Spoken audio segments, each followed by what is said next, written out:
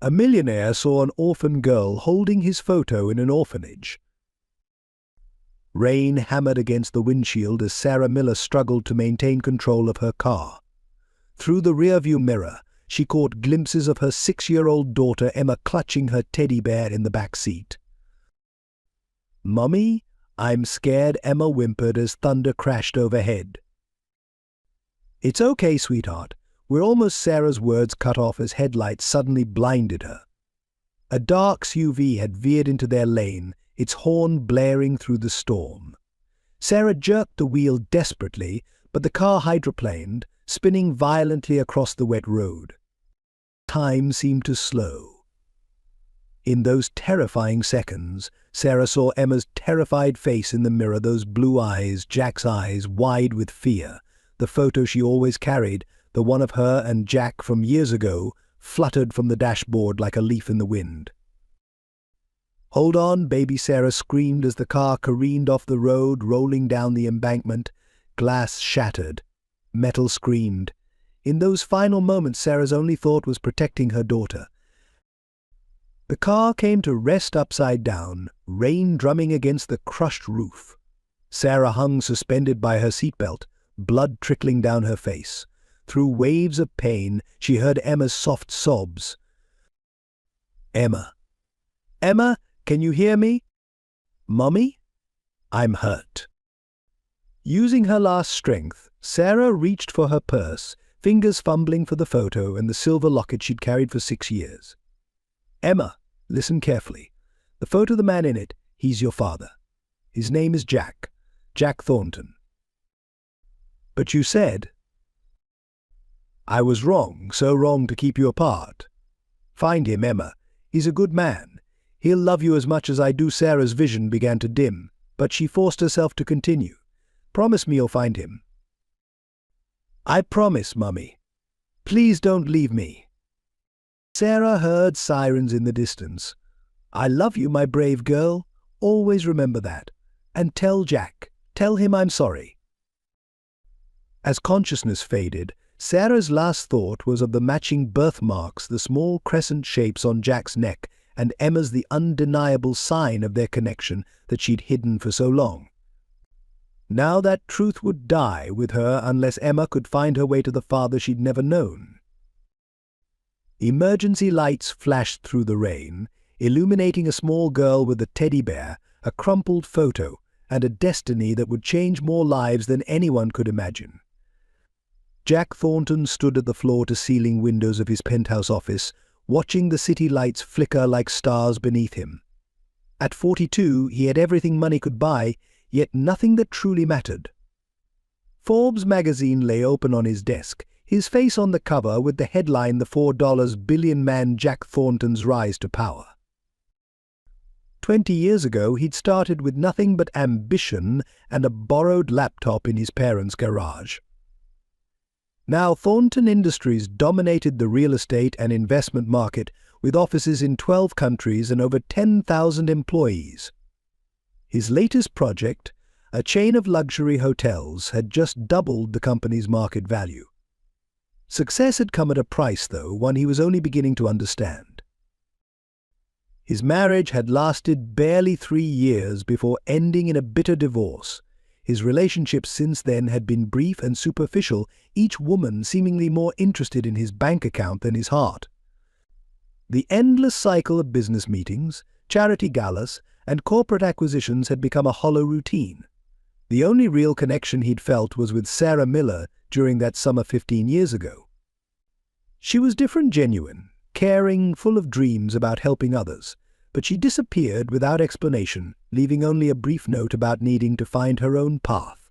He tried to find her at first, but pride and hurt had eventually won out. Now she was just another ghost in his collection of regrets. Jack's fingers absently traced the crescent-shaped birthmark on his neck, a habit from childhood that surfaced when he was troubled. His executive assistant, Richard Walsh, had been pushing him to consider another merger, but something felt off about the deal. Richard had been with him since the beginning, helping build the company from nothing, but lately their visions seemed to be diverging.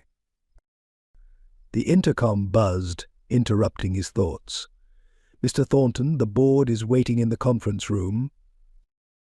"Tell them I'll be there in 5 minutes," Jack replied, straightening his tie in the window's reflection. Another day, another decision that would make him richer but not necessarily happier. As he gathered his papers, his eyes fell on a newspaper article about local orphanages struggling with funding cuts.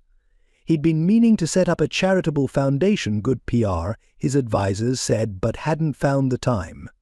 Something about the article tugged at him, but he pushed the feeling aside. There were deals to close, empires to build. Walking through the office, Jack noticed how his employees avoided eye contact, scurrying away like mice before a cat. When had he become so intimidating? When had success turned him into someone even he didn't recognize? The weight of his empty achievements pressed down on him as he approached the conference room. Through the glass walls, he could see Richard already charming the board members smooth as ever. Jack paused, straightening his shoulders and putting on the mask of the confident CEO everyone expected him to be. But before he could open the door, a strange sensation washed over him, a feeling that his life was about to change dramatically. He dismissed it as nothing more than stress, or perhaps the third cup of coffee. After all, what could possibly shake the carefully constructed world of Jack Thornton? Little did he know, across town in a run-down orphanage, a little girl with his eyes and his birthmark was clutching a worn photograph, dreaming of a father she'd never met but desperately needed to find. The door opened, and Jack stepped into the conference room, unaware that his greatest challenge and his greatest joy awaited him not in the boardroom, but in the heart of a child who would soon turn his world upside down. Before her death, Sarah Miller had been more than just a single mother. She was an investigative journalist whose relentless pursuit of truth would ultimately cost her life.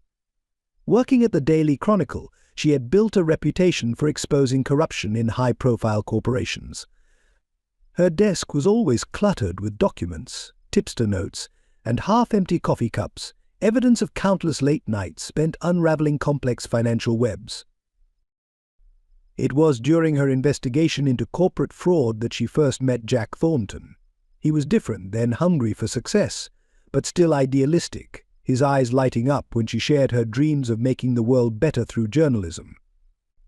Their summer romance bloomed quickly, but as Sarah dug deeper into her investigations, she discovered something that would shatter their happiness: a massive fraud scheme within Thornton Industries, orchestrated not by Jack, but by his trusted advisor, Richard Walsh. Sarah had always lived by a strict moral code. Her father, a small-town judge, had taught her that truth was sacred and justice non-negotiable, but now she faced an impossible choice. The evidence she uncovered showed Richard systematically embezzling millions, using Jack's growing success as cover. Worse, Richard had fabricated documents that would frame Jack if the scheme ever came to light. When Sarah discovered she was pregnant, her world tilted on its axis. She made the heartbreaking decision to disappear, to protect both Jack and their unborn child. What she didn't expect was twins, two perfect baby girls, one bearing Jack's distinctive birthmark. The second child, diagnosed with a severe heart condition, needed expensive medical care that Sarah couldn't afford while hiding from Richard's threats. Catherine Bennett, her college roommate turned pediatric surgeon, offered a solution. She and her husband Thomas had been trying unsuccessfully to have children. They could provide hope with the medical care she desperately needed, while Sarah kept Emma, whose birthmark would eventually lead her back to Jack. The decision tore Sarah apart, but she convinced herself it was temporary, just until she could gather enough evidence to expose Richard without endangering Jack. She documented everything meticulously: bank transfers, forged signatures, offshore accounts. Her apartment became a fortress of hidden evidence, microcards sewn into teddy bears, documents cached in hollow book spines, and encrypted files buried in innocent-looking family photos. She taught Emma to memorize Jack's photo, planting seeds for a future reunion she prayed would come. As Emma grew, Sarah saw more of Jack in her every day, not just the birthmark, but his determination, his quick mind, and his instinct for justice. She wrote letters to Hope too, though she could never send them, describing her sister's achievements and storing them away with the evidence that kept growing year after year. The night of the crash, Sarah had finally gathered enough proof to expose Richard's crimes without endangering Jack. She had arranged to meet with federal prosecutors the next morning. Emma's backpack contained not just clothes and her treasured photo, but a complete record of Richard's crimes, carefully disguised as a child's schoolwork. What Sarah never knew was that Catherine Bennett had been more than just a college friend. She was a former FBI agent who had gone into medicine after her cover was blown on an earlier case. Catherine had been quietly building her own case against Richard Walsh, using her position as a prominent surgeon to gather intelligence from wealthy patients connected to Thornton Industries. Sarah's death would not be in vain. She had created an intricate network of evidence and allies, all designed to protect her daughters and eventually expose the truth. Her moral strength wasn't just in her willingness to sacrifice everything for justice, it was in her faith that love and truth would ultimately prevail, even if she didn't live to see it. In her final recorded message, hidden in the silver locket she always wore, Sarah spoke of her hopes for her daughters. Emma will have Jack's protection, Hope will have the medical care she needs, and someday, when it's safe, they'll find each other again. Love always finds a way. Emma sat alone in the corner of Sunrise Haven Orphanage's dimly lit playroom, tracing the outline of a man's face in the worn photograph she always carried. Other children played nearby, their laughter a stark contrast to her solitude. At 6 years old, she had already learned to make herself invisible, a skill born of necessity rather than choice. Miss Harrison, one of the newer caretakers, watched Emma with poorly concealed disdain.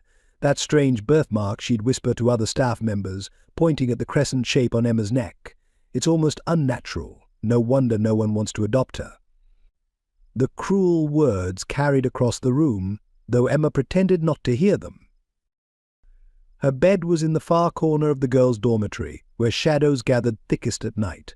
She preferred it that way. It was easier to hide her tears when the nightmares came, the ones filled with screeching tires and breaking glass. The other children had initially tried to befriend her, drawn by her quiet strength and the mysterious story of how she'd arrived at Sunrise Haven, but Emma kept her distance, protecting the precious memories of her mother and the secret of the man in the photograph. Mrs. Winters, the orphanage's director, had once been kind to Emma, but that changed after discovering the girl's habit of stealing extra food from the kitchen. Ungrateful child. She'd scolded, not understanding that Emma was taking the food to share with younger children who were often left hungry. The punishment had been severe: 3 days confined to her bed, allowed up only for meals and bathroom breaks. Only one person at Sunrise Haven showed Emma consistent kindness: Lucy Matthews, a girl 2 years older who shared her evening desserts and helped Emma practice reading. Lucy had her own painful past, but unlike Emma, she wore her scars on the inside. Together, they created a small pocket of warmth in the otherwise cold institution. Today was visiting day, and prospective parents wandered the halls like window shoppers at a mall. Emma watched as they gravitated toward the prettier, younger children, those untouched by tragedy's heavy hand. She clutched her mother's photo tighter, her small fingers feeling the folded edges where she'd carefully preserved every detail. Emma, Mrs. Winters' sharp voice cut through her thoughts. The Hendersons would like to meet you. Do try to smile this time. The Hendersons were the third couple this month, wealthy, well-dressed, and looking to add a charitable footnote to their social status. "Hello, Emma," Mrs. Henderson cooed, her diamond rings catching the fluorescent light. "What a unique mark you have there." Emma's hand instinctively covered her birthmark. She saw the familiar look of discomfort cross their faces, followed by the polite excuses. Later, she would overhear them asking about normal children, ones without peculiarities. That night, as rain tapped against the windows, Emma pulled out her most treasured possession, the photo her mother had pressed into her hands during those final moments. The man in it stood tall and confident, his smile kind, with a birthmark identical to hers partially visible on his neck. "Your father," her mother had whispered. "Jack Thornton. Find him, Emma. Promise me." Emma had promised, but 6 months had passed, and she remained trapped in Sunrise Haven, watching her chances of a real family fade with each passing day. The staff had dismissed her stories about the man in the photo as trauma-induced fantasy. They'd even tried to take the picture away once, stopping only when Emma's screams threatened to wake the entire building. Outside her window, city lights twinkled like distant stars, and somewhere out there, she knew, was the man from the photo, her father. She touched her birthmark, a perfect match to his, and whispered her nightly prayer, "Please help me find you. Please don't let me be alone forever." Little did she know, forces were already in motion that would answer her prayer, though not in any way she could have imagined. In the affluent suburbs of Boston, Hope Bennett sat at her mahogany piano, her fingers dancing across the keys as she played Beethoven's Moonlight Sonata. The music room of the Bennett family mansion was flooded with late afternoon sunlight, illuminating the walls covered with Hope's artwork paintings that always seemed to feature 2 little girls, though she lived as an only child. Dr. Thomas Bennett and his wife Catherine had given Hope everything a child could want: the best schools, private music lessons, art tutors, and the finest medical care for her heart condition. Yet, despite their love and devotion, Hope was haunted by a persistent feeling of incompleteness, like a puzzle missing its central piece. "That's beautiful, sweetheart," Catherine said from the doorway, watching her daughter play. Hope's latest heart checkup results lay in her hand, another perfect bill of health, a miracle considering how close they'd come to losing her during that first surgery 6 years ago. The scar on Hope's chest had faded to a thin white line, but sometimes Catherine caught her daughter tracing it absently, just as she'd seen Sarah Miller touch her own daughter's birthmark. Hope's recurring dreams troubled her parents.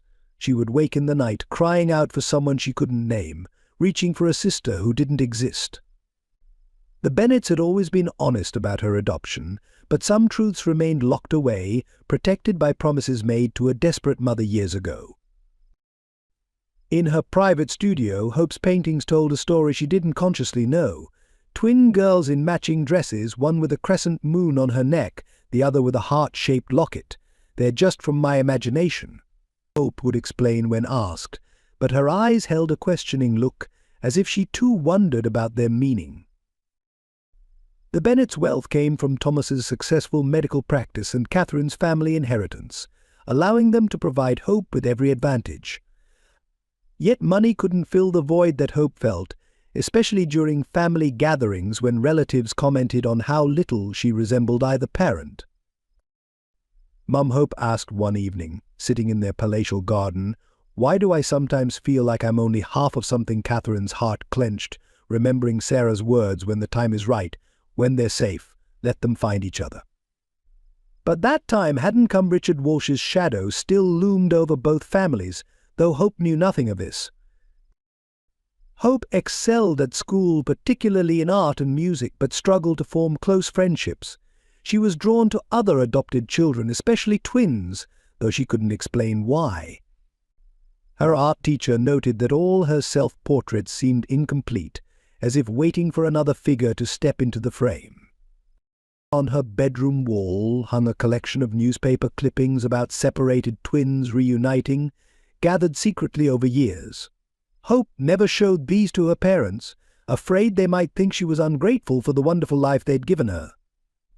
But late at night she would study the stories, feeling a deep, inexplicable connection to them. The Bennetts watched their daughter closely, seeing signs of Sarah in her determination, her passion for justice, her habit of helping younger children at school. They kept their promise to protect her, but also prepared for the day when truth would inevitably surface. Catherine maintained a hidden file of Emma's life photographs carefully collected from news coverage of Sunrise Haven, medical records documenting the twins' separation, and Sarah's letters explaining her impossible choice. Every year on Hope's birthday, the Bennets took her to place flowers on Sarah's grave, though Hope believed they were visiting a family friend. She never noticed how her mother's eyes lingered on the headstone, or how her father's hands shook as he arranged the roses. "There's something special about you," Hope Catherine often said, choosing her words carefully. "Something bigger than any of us understand yet." And Hope would nod, feeling the truth of these words in her bones, in her dreams, and in the constant sensation that somewhere someone was waiting for her to complete them. The morning Jack Thornton first saw his daughter began like any other. The October sun cast long shadows across the city as his Mercedes pulled up to Sunrise Haven Orphanage, its weathered brick facade a stark contrast to the gleaming skyscrapers of his usual domain. This was supposed to be a routine publicity visit, another photo opportunity to soften his corporate image. Richard Walsh had arranged everything, insisting this particular orphanage would be perfect for launching their new charitable foundation. "Remember, Mr. Thornton?" Richard briefed him as they walked up the worn steps, smile for the cameras, shake hands with the director, and try to look appropriately concerned about the children's welfare. His assistant's tone carried its usual hint of condescension, though Jack had long since learned to ignore it. Mrs. Winters greeted them at the entrance, her grey hair pulled back in a severe bun, her smile as practiced as Jack's own. "Mr. Thornton, what an honor to have you visit our humble establishment." The cameras flashed as they shook hands, capturing the moment for tomorrow's business section. Something felt different about this visit, though. As they toured the facility, Jack found himself genuinely affected by the peeling paint, the worn furniture, the hollow eyes of children who had seen too much too soon. He touched his birthmark unconsciously, a habit that emerged when he was troubled. They reached the main playroom where children had been carefully arranged in photogenic groups, playing with toys that Jack suspected had been brought out specifically for this occasion. "As you can see, Mr. Thornton, Mrs. Winters gestured broadly. "We do our best with limited resources." That's when he saw her. In the far corner, partially hidden by shadows, sat a small girl with golden brown hair. Unlike the other children, she wasn't participating in the orchestrated play. Instead, she clutched something to her chest, a photograph. Jack realized while her other hand touched a mark on her neck that made his heart stop.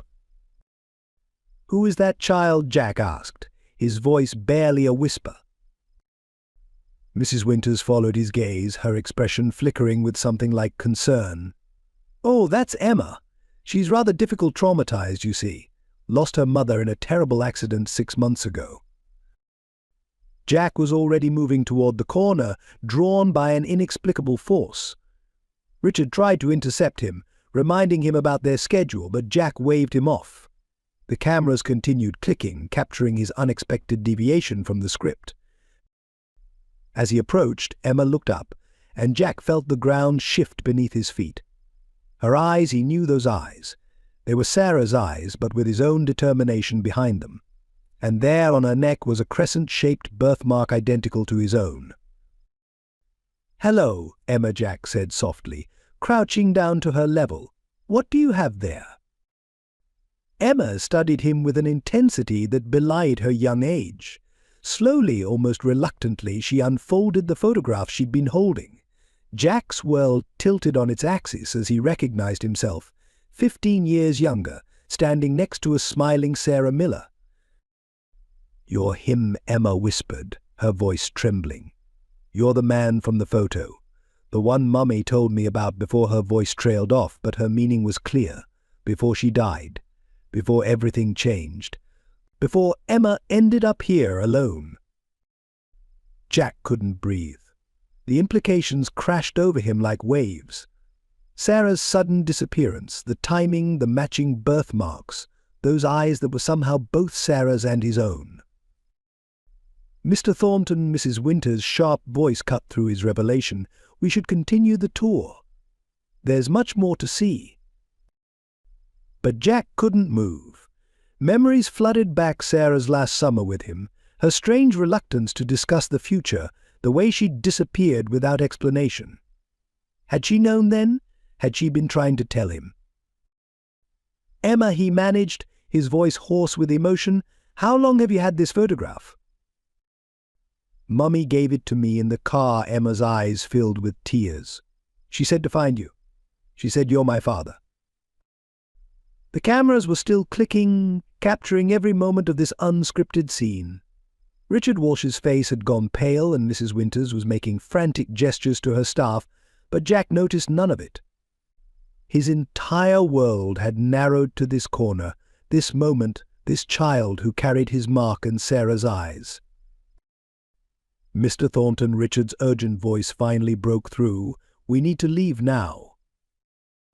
Jack stood slowly, his legs unsteady. Everything had changed in the space of a few heartbeats. He looked down at Emma, who stared back with a mixture of hope and fear that broke his heart. "I'll be back," he promised softly, though protocols and procedures screamed against such a commitment. "We'll figure this out."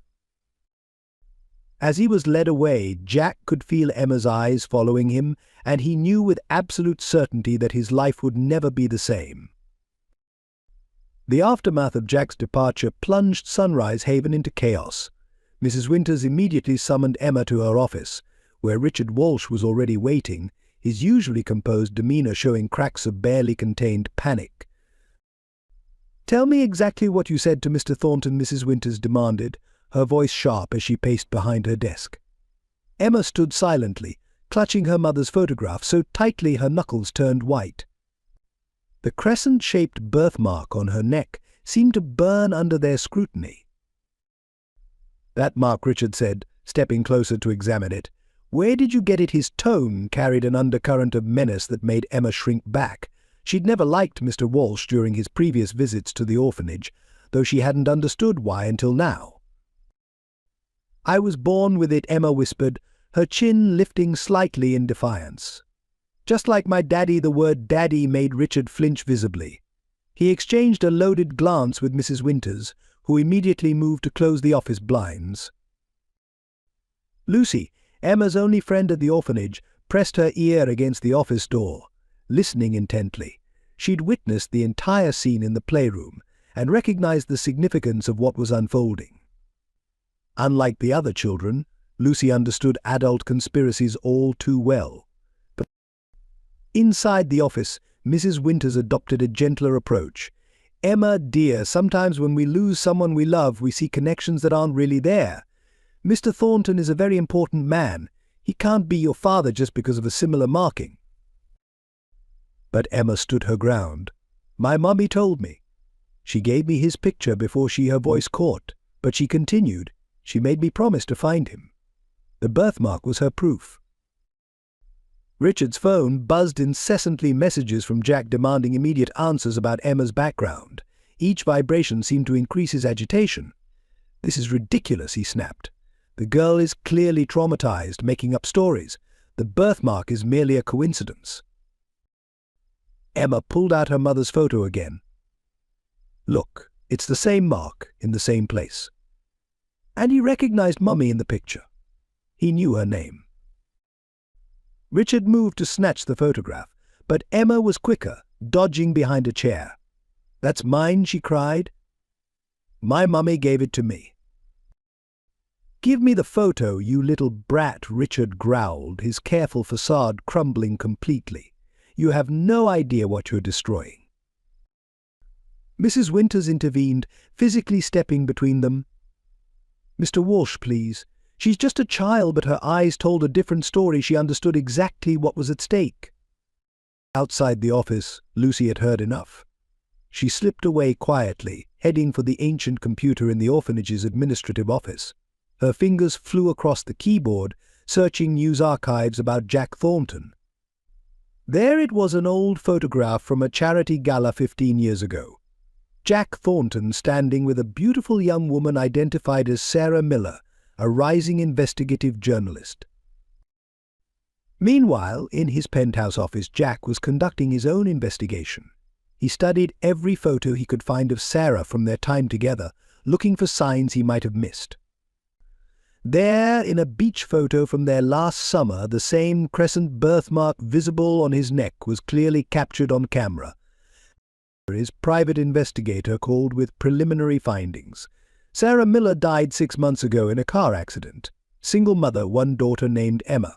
No father listed on the birth certificate. He paused significantly. But Mr. Thornton, the timing matches perfectly with when Ms. Miller disappeared 15 years ago.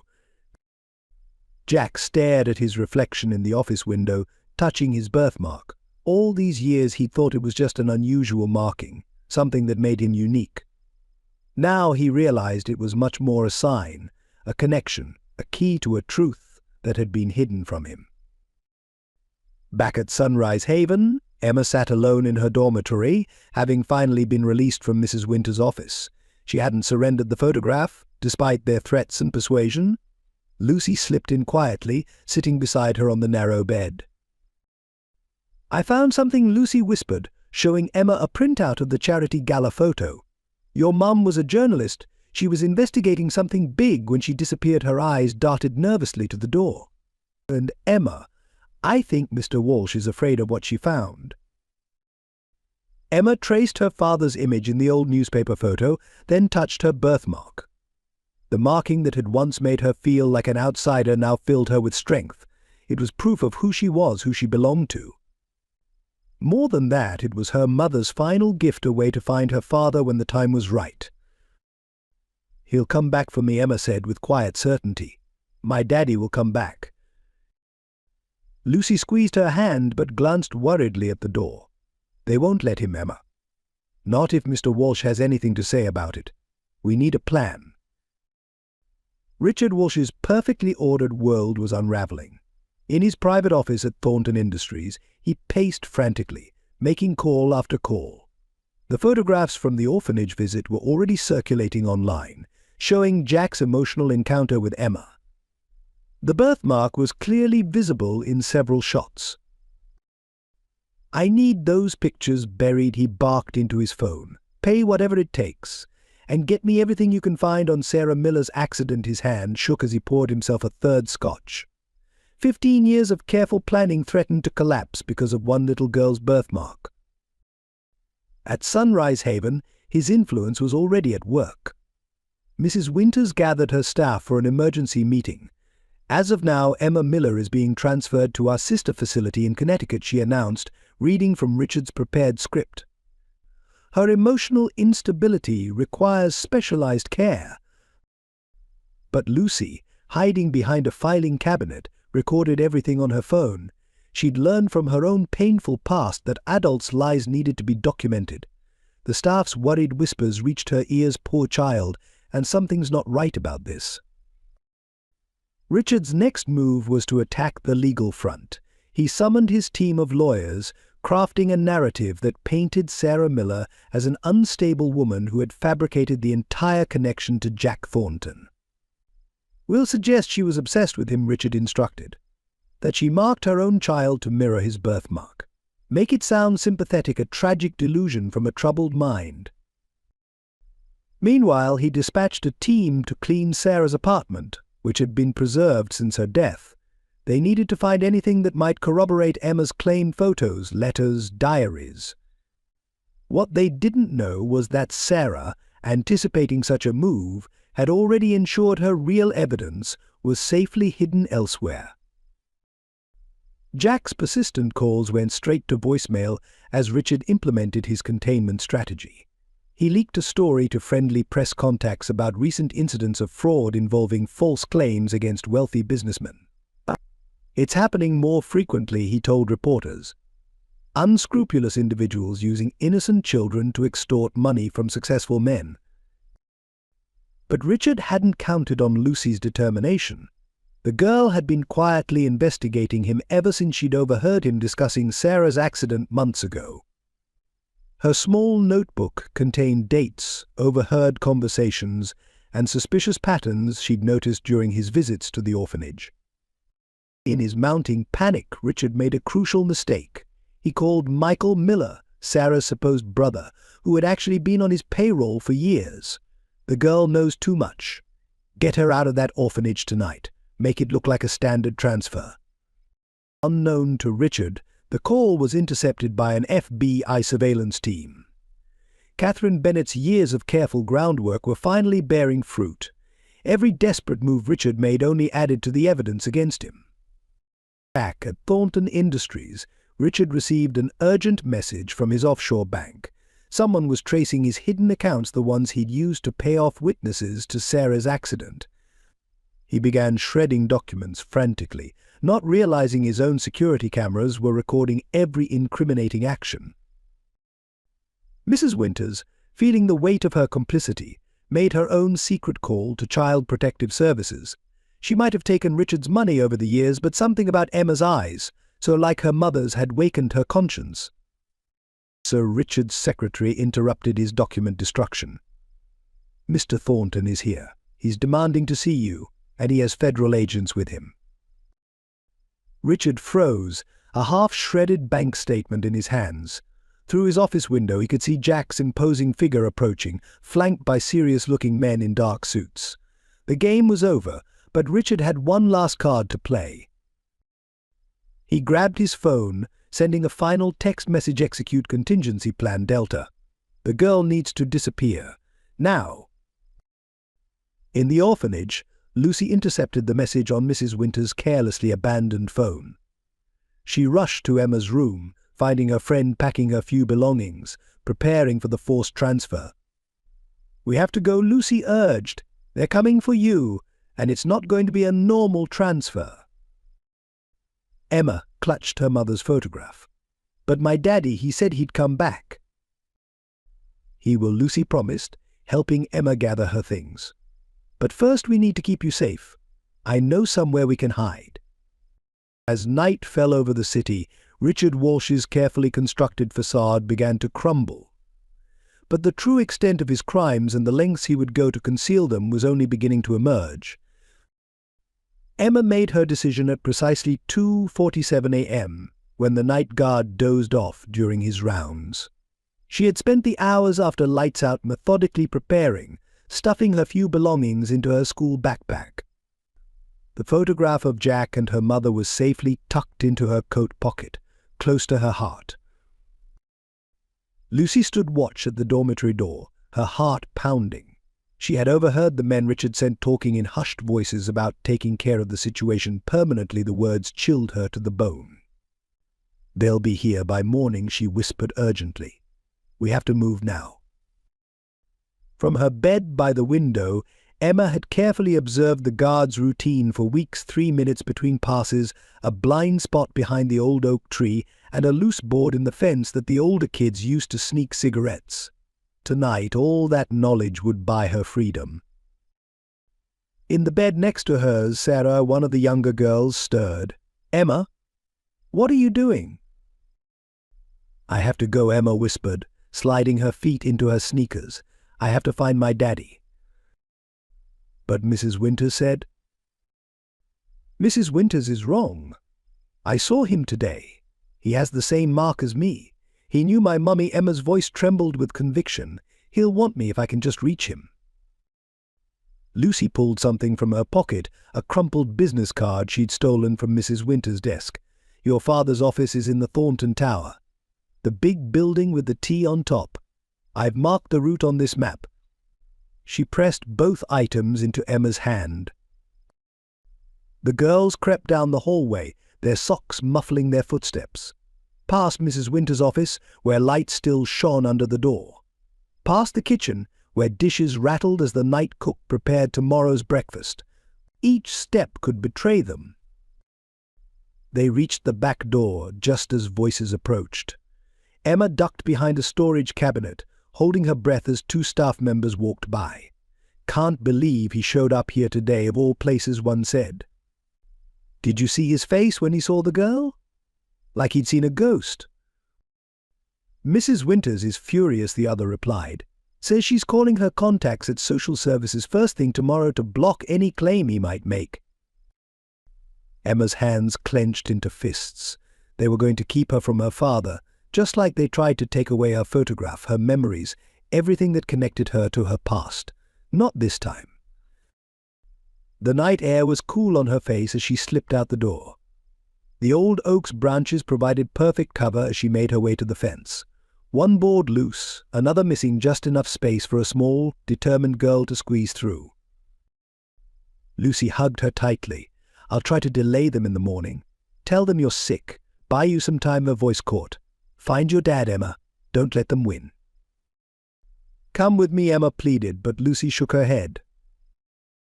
"I can't. They'll look harder if we're both gone." Besides, she managed a weak smile, someone needs to stay and protect the little ones. Emma took one last look at Sunrise Haven, the building that had been her prison for 6 months. The photograph in her pocket seemed to burn with purpose, and her birthmark tingled with a strange warmth. Somewhere in this city, a father she'd never known was waiting, unaware that his daughter was coming to find him. "Be careful," Lucy whispered. "The streets aren't safe at night. Stay in lit areas. If you need help, find a police officer or a store that's open." And Emma, she pressed something else into her friend's hand, a small silver locket. "Your mom was wearing this in the accident. I saw Mrs. Winters hide it away. It belongs to you." With tears streaming down her face, Emma hugged Lucy one final time. Then she turned toward the city lights spread before her like a sea of stars. The Thornton Tower stood tallest among them, its illuminated tier beacon in the darkness. Behind her, an alarm began to sound. They'd discovered her missing sooner than expected. Soon they would be looking for her. Emma took one last look at the building that had been her prison, then turned toward the city. She didn't know exactly where Jack's building was, but she'd seen it in newspapers. The tallest one with the big T on top. She started walking, her small figure disappearing into the shadows of the sleeping city, while behind her chaos erupted at Sunrise Haven, and across town her father prepared for battle, neither knowing their paths were about to collide in ways neither could imagine. Emma's small sneakers made little noise on the wet pavement as she navigated the darkened streets. The city looked different at night, transformed into a maze of shadows and unfamiliar shapes. Every passing car made her heart jump, expecting to see Mrs. Winter's stern face, or a police officer ready to take her back. The photograph of Jack was her compass, his smiling face giving her courage when fear threatened to overwhelm her. She remembered how the T on his building had glowed in newspaper photographs, a beacon in the night sky. All she had to do was find it. But the city was bigger than she'd imagined, its streets more confusing. After an hour of walking, her legs ached, and hunger gnawed at her stomach. She hadn't thought to bring food, only her treasured photo, a change of clothes, and her mother's silver locket. A group of rowdy teenagers passed by, forcing Emma to duck into a doorway. Their laughter echoed off the buildings, reminding her of how alone she was. "Hey, little girl," a raspy voice called from the shadows. "You lost." Emma's blood turned to ice. A man emerged from a dark alley, his smile anything but friendly. She backed away slowly, remembering her mother's warnings about strangers. "But such a pretty little thing," he continued, moving closer. "Where are your parents?" Emma turned and ran, her feet pounding against the pavement. She could hear the man's heavy footsteps behind her, getting closer. Panic gave her speed she didn't know she possessed. Left, right, through a narrow passage between buildings, Emma ran blindly, her lungs burning. Meanwhile, across town, Jack was living his own nightmare. The news of Emma's disappearance had reached him through Richard, who seemed more concerned about the potential PR disaster than the missing child. "The police are already involved," Richard reported, his voice clinical. "It's only a matter of time before they connect her disappearance to your visit today. We need to distance ourselves." "Distance ourselves," Jack exploded, throwing his phone against the wall. "She's my daughter." "Allegedly," Richard corrected smoothly, "and right now she's a liability. Think about the shareholders." "Get out," Jack's voice was deadly quiet. "Get out of my office before I do something we'll both regret." As soon as Richard left, Jack grabbed his car keys. To hell with protocol, to hell with PR, to hell with everything except finding his daughter. He would search every street himself if he had to. Back in the industrial district, Emma had lost her pursuer but found herself completely lost. The streets here were darker, dirtier. Broken windows stared down at her like empty eyes. A cat yowled somewhere nearby, making her jump. Then she saw it, the Thornton Tower, its illuminated T visible between the warehouses. She was closer than she'd thought. Relief flooded through her, but it was short-lived. "Well, well," a familiar voice said behind her. "What do we have here?" Emma spun around to find Michael Miller, her supposed uncle, blocking her path. She'd never trusted him during his visits to the orphanage, and now she understood why. "Your daddy's causing quite a stir," Michael said, advancing slowly. "Mr. Walsh thinks you might be worth something to him."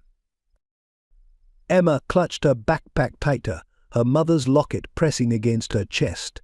She looked around frantically for an escape route. "Don't run," Michael warned, but Emma was already moving, darting into a nearby warehouse. The building was vast and dark, filled with shadows and rusted machinery. She could hear Michael's footsteps echoing as he followed her inside. Jack's Mercedes screeched to a halt outside the warehouse district. He'd been searching for hours when he heard a scream high, young, terrified. Emma's scream. The sound echoed off the wet buildings, sending Jack's heart into overdrive. He sprinted toward the sound, rain pelting his face. The industrial district was a maze of abandoned warehouses and blind alleys, but each corner could be hiding his daughter or her attackers. "Emma," his voice boomed through the darkness. "Emma." Inside the warehouse, Emma had climbed onto a metal catwalk, trying to stay quiet despite her racing heart. Below, Michael searched methodically, his flashlight beam cutting through the darkness. come out," he called. "Your daddy will pay good money to get you back. That's all you are now, leverage." "She's my daughter," Jack's voice suddenly thundered through the warehouse. Emma's heart leapt with hope as she saw her father burst through the door, his expensive suit soaked from the rain. Michael grabbed Emma, pulling her against him as Jack reached the catwalk. "Well, well," he sneered, "looks like Daddy came to pay after all." "Let her go," Jack's voice was deadly calm, though his heart was racing. The catwalk was narrow, rusted. One wrong move could send any of them plummeting to the concrete below. "Or what?" Michael laughed. "You'll call your lawyers? Your security team?" He pulled Emma roughly against him, making her cry out in pain. "This little girl's worth a lot to you, isn't she? Let's talk numbers." Emma's eyes met Jack's in the dim light. In that moment, a silent understanding passed between them, the same determination, the same courage that had led them to find each other. Emma acted first, stomping hard on Michael's foot, just as Jack lunged forward. The catwalk groaned under their sudden movement. Emma broke free, running toward her father as the metal structure began to give way beneath Michael's feet. Jack caught his daughter just as the catwalk collapsed, holding her tightly against his chest as Michael's scream was cut short by the sound of metal crashing onto concrete below. "I found you," Emma whispered, her arms wrapped around his neck. "I promised Mommy I'd find you." "I'm here, baby," Jack's voice broke. "I'm here now. No one's going to hurt you ever again." The hospital corridor buzzed with activity as doctors treated Jack's shoulder wound. Emma refused to leave his side, her small hand clutching his uninjured one, still trembling from their ordeal at the warehouse. Police officers waited nearby, their questions temporarily held at bay by Jack's team of lawyers. Lucy had arrived at the hospital, sneaking past security to bring Emma's backpack, the one she dropped during the chase. "There's something you need to see," she whispered, pulling out a worn leather diary. "I found this hidden in Mrs. Winter's office after you escaped. It belonged to your mother." Emma's hands shook as she opened the diary. Inside, Sarah's elegant handwriting filled page after page. But it was a photograph tucked between the pages that made her gasp a hospital picture of two newborn babies, both wrapped in pink blankets. My dearest girls, the accompanying entry read, Emma and Hope. How do I even begin to explain the choice I have to make? To separate you feels like tearing my own heart in half, but it's the only way to keep you both safe. Jack, reading over Emma's shoulder, felt his world tilt for the second time that day. Twins, he whispered. Sarah had twins. The diary entries revealed a heart-wrenching story. Hope, Emma's twin sister, had been born with a severe heart condition requiring expensive surgery. Sarah, already hiding from Richard's threats, couldn't afford the medical care while maintaining their cover. I chose the Bennets. Sarah had written because Catherine was more than just a skilled surgeon. She was my closest friend from college, the only person I trusted with Hope's life. Thomas and Catherine will give her everything I can't: the medical care, the safety, the stable home. And Emma. My brave girl with her father's birthmark, she'll be my key to exposing Richard's crimes when the time is right. Lucy pulled out more documents from the backpack: medical records, adoption papers, and a series of letters between Sarah and Catherine Bennet. Your mother planned everything, she explained. She knew Richard would eventually discover one of you, so she made sure you each had protection. Hope had the Bennets' resources and medical connections. Emma had the birthmark that would lead her to Jack. A nurse entered with Emma's medical chart, stopping short when she saw the documents spread across Jack's hospital bed. Those records, she said, looking closely at Hope's medical file. I know that case. Dr. Catherine Bennet presented it at a conference last year, a groundbreaking series of pediatric heart surgeries. The patient was her adopted daughter. Jack's private investigator, who had been quietly working in the background, confirmed the connection. The Bennets live in Boston. Hope is thriving, top of her class, gifted artist. She's healthy now, thanks to a series of surgeries her adoptive father pioneered. Emma traced her sister's face in the hospital photo, tears falling freely. She looks just like me. Why didn't Mummy tell me? To protect you both, Jack said softly, understanding Sarah's impossible choice with painful clarity. If Richard had discovered you were twins, he would have used one to control the other. A commotion outside drew their attention. Richard Walsh was being led past in handcuffs, having been arrested trying to flee the country. His face contorted with rage when he saw Emma and Jack together. You don't understand what you've done, he snarled. That woman, Sarah, she stole company documents, threatened to expose everything. She deserved what happened to her. Jack lunged toward him, only his injury and Emma's grip holding him back. But it was Lucy who spoke, her voice steady as she held up Sarah's diary. You mean these documents? She turned to the police officers. Everything's here: the fraud, the embezzlement, the real reason Sarah Miller had to hide her daughters. And now we have Richard Walsh's confession too. I recorded everything. Emma tugged at Jack's hand. Daddy? Can we find Hope? She needs to know about Mummy, about us.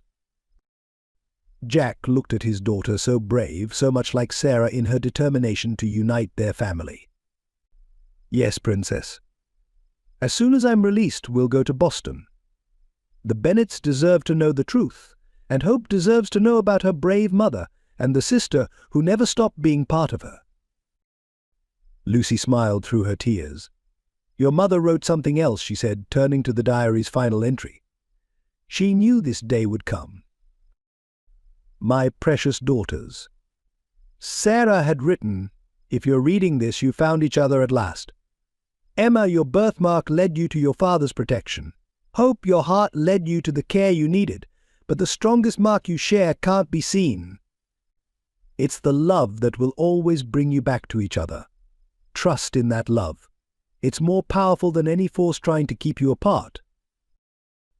Emma touched her birthmark, then the locket containing the only photo she had of her mother. Somewhere in Boston, her twin sister was living another life, unaware of the incredible truth about to be revealed. "She'll know me," Emma said with quiet certainty. "Like I knew Daddy when I saw him. We're connected." Jack pulled his daughter close, marveling at the strength Sarah had instilled in her. Tomorrow they would begin the journey to find hope, to heal the fractures in their family that circumstance and cruelty had created. But for now he held his daughter, watching the sun rise through the hospital window, painting the sky the same shade of blue as Sarah's eyes.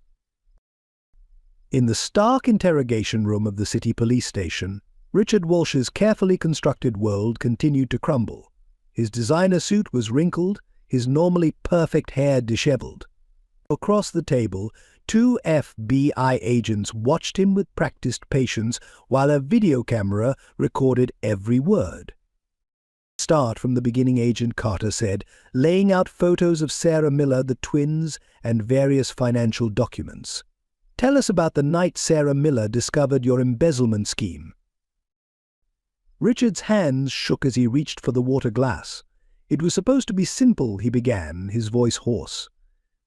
Jack Thornton was young, ambitious, too focused on building his empire to notice the discrepancies. "I had been siphoning funds for years through shell companies." But Sarah Miller noticed, Agent Martinez prompted, sliding forward a copy of an old accounting report with Sarah's handwriting in the margins. "She was too clever for her own good," Richard spat. "A simple secretary who thought she could play investigative journalist. She found a pattern in the overseas transactions, started gathering evidence." He laughed bitterly. "Then she made her biggest mistake. She fell in love with Jack." In the observation room, Jack watched through the one-way glass, his fists clenched. Emma had finally fallen asleep in a chair, exhausted from their ordeal. When Sarah discovered she was pregnant, Richard continued, she became a liability. "I tried to buy her silence first. Offered her enough money to disappear comfortably, but she refused, said she wouldn't let me steal Jack's company from under him." "So you threatened her," Agent Carter stated. "I had documentation fabricated that would implicate Jack in the fraud. Told her if she exposed me, her child's father would go to prison." She ran. Richard's face twisted into a sneer, but she didn't run far enough. Lucy, who had been granted permission to observe due to her role in gathering evidence, stepped closer to the glass. She'd been recording Richard's visits to the orphanage for months, sensing something sinister behind his interest in Emma. "Tell us about the twins," Agent Martinez said. Richard's composure cracked slightly. "That was unexpected. One child would have been manageable, but twins complicated everything. Sarah was clever, she split them up. The sick one went to the Bennetts, protected by their wealth and connections. The other she kept, marked like her father. A living piece of evidence she could use against me when the time came." "And the car accident," Agent Carter's voice was steel. "An unfortunate necessity," Richard said coldly. "Sarah had contacted federal prosecutors. She had evidence stored somewhere, documents, recordings, account numbers, was planning to tell Jack everything. I couldn't allow that." Jack's shoulder wound throbbed as he listened to Richard calmly discuss orchestrating Sarah's murder. The pain was nothing compared to the ache in his heart, thinking of Sarah facing these threats alone, making impossible choices to protect their daughters. "You kept tabs on Emma after Sarah's death," Agent Martinez continued. "Why?" "Insurance. As long as she was isolated in that orphanage, she was contained. But then Jack had to play humanitarian, choose that exact facility for his PR stunt." Richard's laugh was hollow.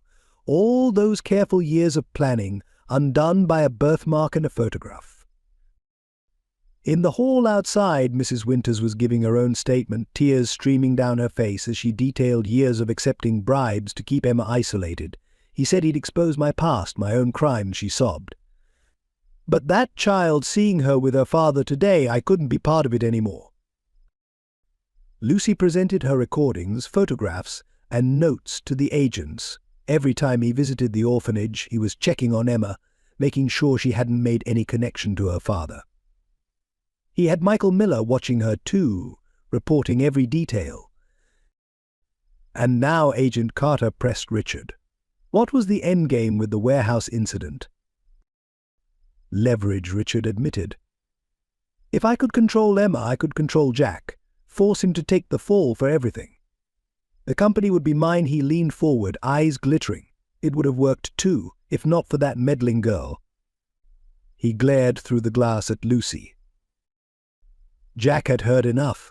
He gathered sleeping Emma in his arms, careful of his injured shoulder. Make sure he pays for everything, he told the agents. Not just the financial crimes. Sarah deserves justice. Agent Martinez nodded. We'll need to contact the Bennetts, bring them in for protection. If Richard was willing to go this far with Emma. Hope, Jack said softly, looking at his sleeping daughter. Her name is Hope, and she's the other half of the miracle Sarah protected with her life. As they left the police station, the first light of dawn was breaking over the city. Richard's confession was just the beginning. There would be trials, testimony, more painful revelations. But Jack felt lighter somehow. The truth, however painful, was finally emerging from the shadows. Emma stirred in his arms. Are we going to find Hope now? Soon, Princess, Jack promised. First, we need to make sure you're both safe. Then we'll bring this family back together, just like your mother always planned. The discovery came 3 days after Richard's arrest. Jack had taken Emma back to his penthouse, converting a guest room into her own space filled with books and art supplies. She was sleeping when Maria, his longtime housekeeper, found something extraordinary while cleaning. Mr. Thornton, Maria called urgently. You need to see this. She stood in Sarah's old walk-in closet, which had remained untouched for 15 years. A loose floorboard had revealed a hidden compartment containing a wooden box with a brass latch worn with age. On top lay a letter addressed simply for when they find each other. Jack recognized Sarah's handwriting immediately. His hands trembled as he lifted the box, feeling its weight, the weight of secrets long buried. Emma appeared in the doorway, rubbing sleep from her eyes. Daddy? What's that? Come here, Princess, Jack said softly. I think your mother left us something important. Together they sat on the closet floor, the box between them. Emma traced the brass latch with her finger. Should we open it? Inside they found a treasure trove of evidence, USB drives disguised as jewelry, documents hidden in children's books, and photographs that told a story Sarah had carefully documented. But it was her personal letters that brought tears to their eyes. My dearest Jack. The first letter began, if you're reading this, our daughters have found their way back to each other, and the truth about Richard has finally come to light. I'm so sorry for leaving the way I did. When I discovered his crimes, he threatened not just me, but you and our unborn children, as I would soon learn. Emma leaned against her father as he read aloud. Sarah detailed everything, how she discovered Richard's embezzlement, his elaborate scheme to frame Jack if exposed, and her heartbreaking decision when she learned she was carrying twins. Hope's heart condition was severe, Sarah wrote. She needed immediate surgery and ongoing care I couldn't provide while hiding. Catherine Bennett wasn't just a skilled surgeon, she was an undercover FBI agent I'd worked with on previous investigations. She and Thomas agreed to adopt Hope, protect her, and help build a case against Richard. Jack paused, overwhelmed by the revelation. All these years, Sarah hadn't just been hiding, she'd been fighting back, gathering evidence, protecting their daughters in the only way she could. The box contained more medical records proving the twins' birth, documentation of Richard's threats, and a series of encrypted files that would prove his crimes beyond any doubt. But it was a small velvet pouch that caught Emma's attention. Inside were 2 identical silver heart-shaped lockets, one for each twin, Sarah's note explained. Emma's holds the key to a safety deposit box with the final evidence. Hope's contains a microchip with everything the FBI needs. Apart, they're protected. Together, they're unstoppable, just like our girls. Emma opened her locket, the one Lucy had rescued from Mrs. Winter's office. Inside was a tiny key, just as Sarah had described. Mummy thought of everything she whispered. She was preparing for this day, Jack realized, holding his daughter close. Everything she did keeping you separate, the birthmark as a sign, the hidden evidence, it was all part of her plan to protect you both and bring down Richard. Maria, who had been quietly witnessing this revelation, spoke up. Miss Sarah used to say that love finds a way. She believed in you, Mr. Thornton. Believed you would recognize your daughter, protect her, and help find her sister. The final item in the box was a DVD labeled for my daughter's. Jack set up his laptop, and Sarah's face appeared on screen, recorded just days before her death. My precious Emma, and hope, she began, her eyes filled with tears but her voice strong. If you're watching this, you found each other at last. Emma, your birthmark led you to your father. Hope, your heart led you to the Bennets, but the strongest connection you share is the love that will always bring you back together. Emma touched the screen, tracing her mother's face. She knew we'd find each other, Daddy. She made sure of it. Jack nodded, holding his daughter close. Sarah's final gift wasn't just the evidence that would bring Richard to justice, it was the truth that would heal their fractured family. There's one more thing, Sarah said on screen. The Bennets have been building their own case against Richard all these years. Hope's medical records weren't just about her heart condition, they documented every threat, every attempt Richard made to find her. Catherine and Thomas protected her, just as I knew they would. The sun was rising over the city as Jack and Emma finished going through Sarah's box. A new day was dawning, one that would begin their journey to find Hope and bring their family together at last. Ready to meet your sister, Jack asked softly. Emma clutched her locket, her face set with determination that was pure Sarah. Ready. Mummy helped us find each other, now it's our turn to finish what she started. The truth about Sarah Miller's death emerged piece by painful piece over the following week. Detective James Carter sat at his desk, surrounded by crime scene photos, witness statements, and the mountain of evidence Sarah had meticulously gathered before her death. The case that had been hastily ruled an accident 6 months ago now revealed itself as something far more sinister. The brake lines were deliberately cut, forensics expert Dr. Reynolds explained, pointing to photographs from the crash site, but it was done professionally, designed to fail at high speed on a rainy night. Someone wanted this to look like a tragic accident. Surveillance footage recovered from the route Sarah took that night showed a black SUV following her car. The driver's face wasn't visible, but cell phone records placed Michael Miller in the area. Under interrogation, he finally broke down. Richard ordered me to follow her, Michael confessed, his face ashen. Said to make sure she never made it to her meeting with Jack. I didn't know about the brakes, I swear. I thought we were just supposed to scare her. But the deepest cuts came from Sarah's own voice. Her final email to Jack, sent hours before her death, was recovered from Richard's hidden server. Jack, I've made so many mistakes. The biggest was keeping you from our daughters. Emma needs her father, and Hope needs to know her sister. I'm coming to tell you everything. Please forgive me. The email had never reached Jack's inbox. Richard's team had intercepted and buried it, along with dozens of others Sarah had attempted to send over the years. Emma insisted on being present when Detective Carter interviewed Jack about the night of Sarah's death. She sat in her father's lap, clutching the silver locket as the painful details emerged. She called my private line that night, Jack remembered, his voice thick with emotion. I was in a board meeting. Richard took the message, his hands clenched. He told me it was just another reporter trying to dig up dirt on the company.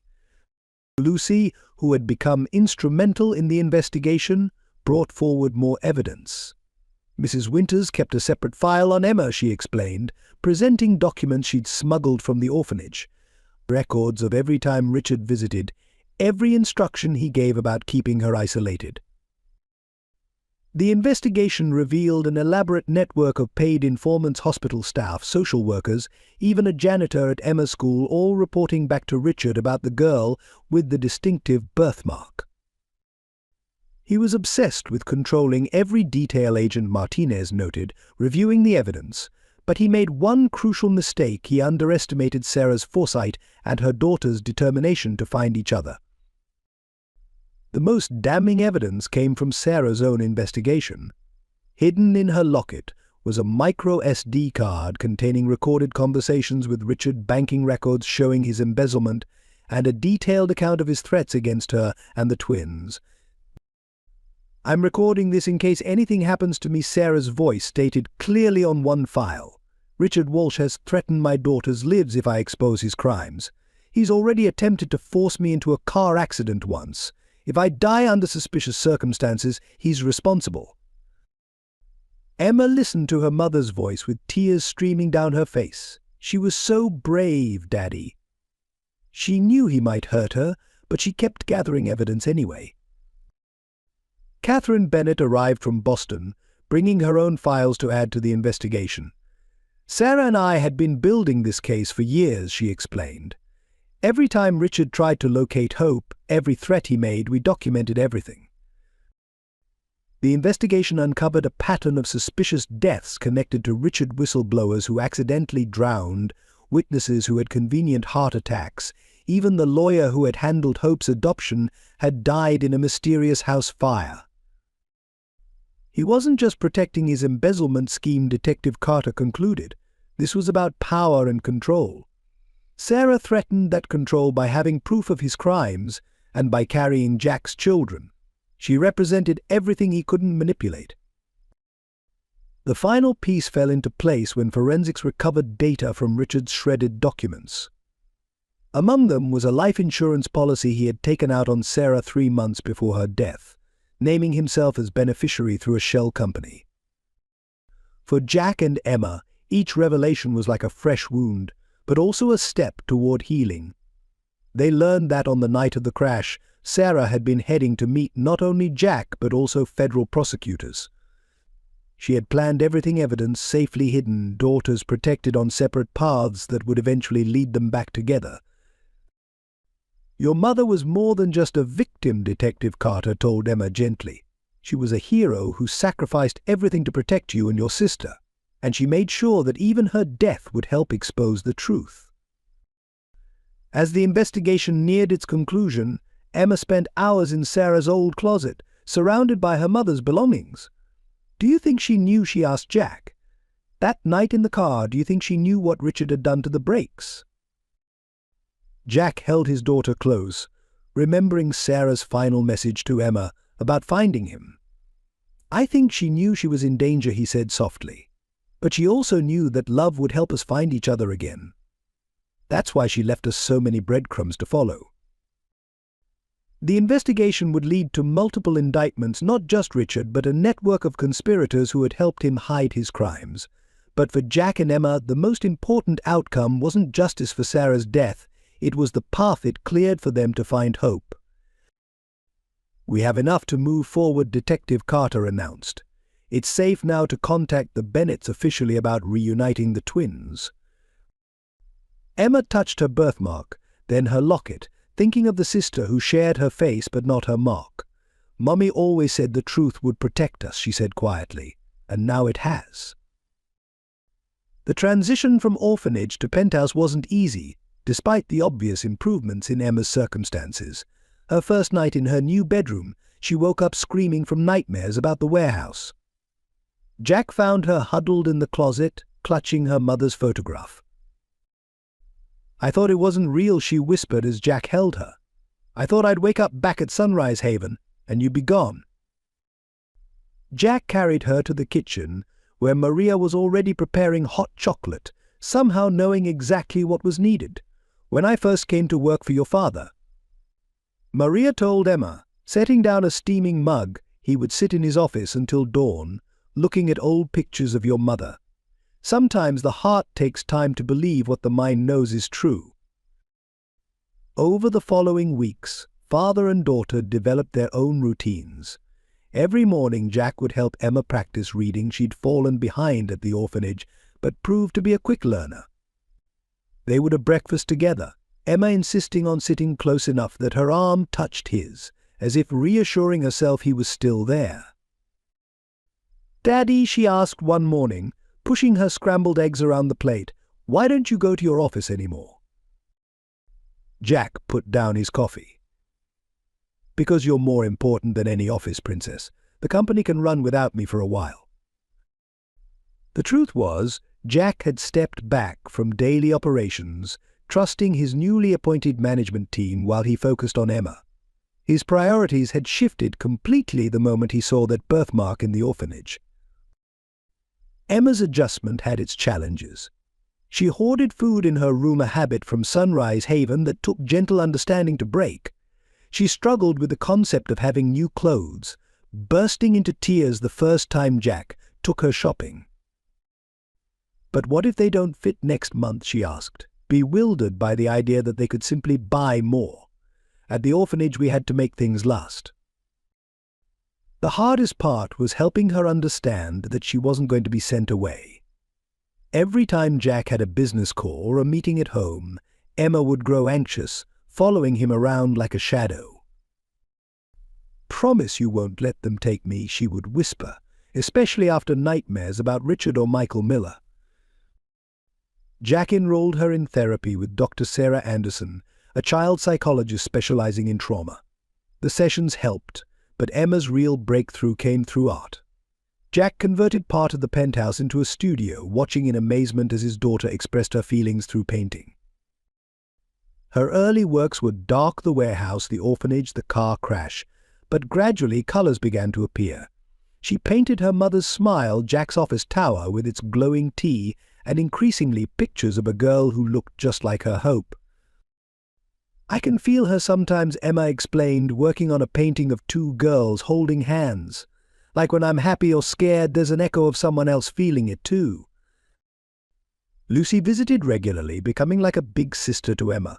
She helped ease the transition, understanding better than anyone what Emma had endured at Sunrise Haven. Together they turned Emma's experiences into a journal, documenting everything for Hope. "Your sister will want to know about your life," Lucy explained. "The good and the bad, it's all part of your story." Jack watched his daughter grow stronger each day, seeing more of Sarah in her resilience. Emma had inherited her mother's sense of justice too.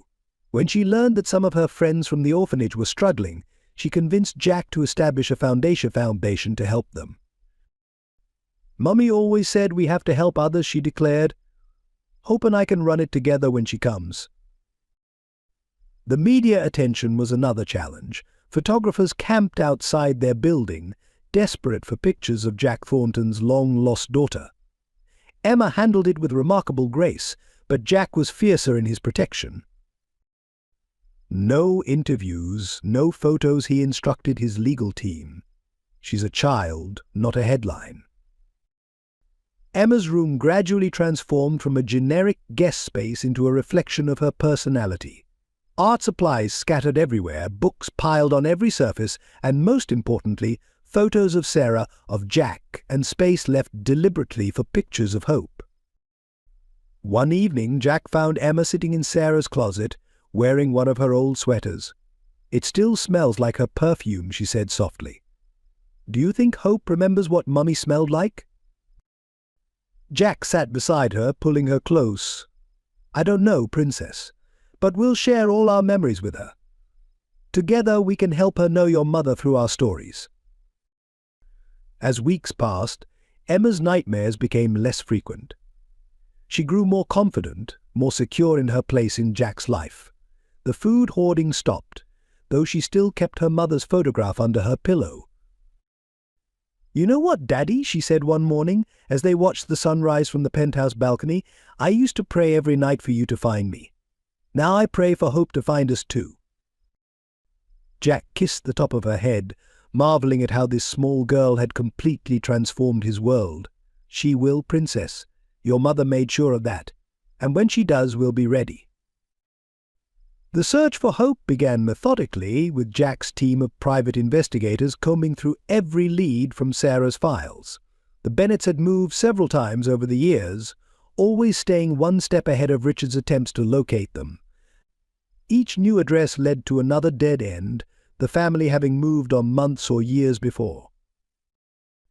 Emma threw herself into the search with a determination that worried Jack. She spent hours poring over Hope's medical records, trying to understand the heart condition that had separated them at birth. The technical terms were beyond her comprehension, but she memorized them anyway, as if understanding her sister's illness could somehow bring them closer. "Look, Daddy," she said one evening, pointing to a series of dates. "Hope had surgery on our birthday last year. I was blowing out candles at the orphanage, and she was in the hospital. We should have been together." Catherine Bennett's trail was equally elusive. Her work as an undercover FBI agent had taught her well how to disappear. Hospital records showed she had performed surgeries in dozens of cities, never staying in one place long enough to be traced. "It's like following ghosts," Jack's lead investigator reported. "They leave just enough of a trail to prove they exist, but never enough to find them." Lucy discovered a pattern in Hope's school records. She always enrolls in arts programs, she noted, showing Emma a collection of registration forms. And look, she wins competitions but never attends the award ceremonies. The breakthrough came from an unexpected source. Maria, cleaning Jack's home office, found an old invitation to a medical conference. Dr. Thomas Bennett is presenting his research on pediatric cardiac surgery, she read. "Next week, in Boston?" Jack immediately booked flights, but Emma's excitement was tempered with anxiety. "What if she doesn't want to meet us?" she asked, packing her suitcase with trembling hands. "What if the Bennetts want to keep her?" "Your mother trusted them for a reason," Jack reminded her. "They protected Hope all these years, just like they promised." The conference center was massive, filled with thousands of medical professionals. Jack and Emma sat in the back of the presentation hall, watching as Dr. Bennett took the stage. His presentation included case studies of young cardiac patients, and Emma gasped when a familiar face appeared on screen. Hope, her medical history presented anonymously, her success story a testament to her adoptive father's skill. "That's her," Daddy, Emma whispered, clutching his hand. "She looks just like me." But when they tried to approach Dr. Bennett after the presentation, he had already left. The conference organizers said he'd departed immediately after speaking another carefully planned escape. That evening, in their hotel room, Emma was inconsolable. "We were so close," she cried. "Why do they keep running?" The answer came in the form of a note slipped under their door during the night, the garden at sunrise. "Come alone. KB." Jack was wary of a trap, but Emma was certain. "It's them, Daddy. They want to meet us." The hotel's garden was empty in the pre-dawn light, except for a woman sitting on a bench near the fountain. Catherine Bennett looked exactly like her FBI photo, though her hair had gone grey at the temples. "You've grown so much, Emma," she said softly, standing to greet them. "You look just like your mother." Emma ran to her, questions tumbling out. "Where's Hope? Is she okay? Does she know about me?" Catherine held up a hand, her eyes filled with tears. "Hope is safe, but there's something you need to understand. The threat isn't over yet. Richard has associates still free, people who would use you to get to your father." "But Richard's in jail," Jack protested. "His network is vast," Catherine explained. "We've spent years tracking his connections. Until everyone involved is caught, the girls are safer apart." Emma's face crumpled. "But we found each other. Mommy wanted us to be together."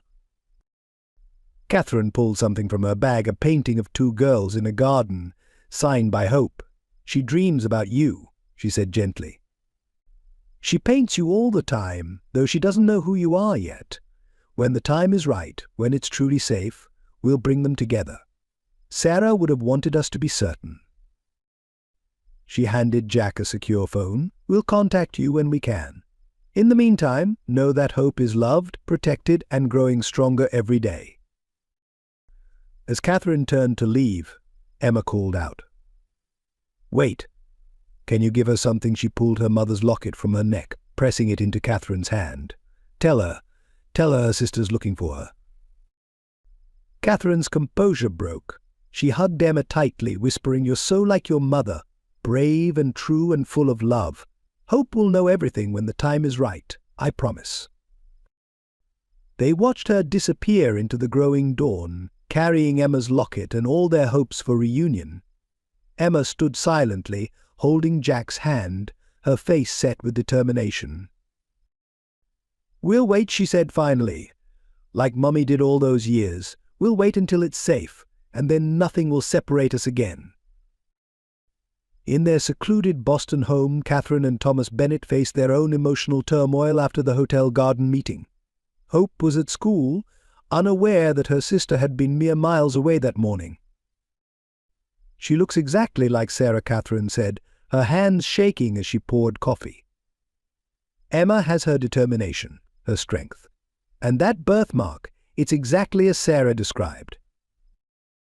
Thomas sat heavily in his favorite armchair, the weight of 15 years of secrets visible in his posture. "We always knew this day would come," he said, looking at Hope's latest painting hanging on the wall, another unconscious rendering of her twin. "But knowing doesn't make it easier." Catherine placed Emma's locket on the table between them. The simple silver heart seemed to pulse with the weight of its meaning. "Hope draws her constantly," she whispered.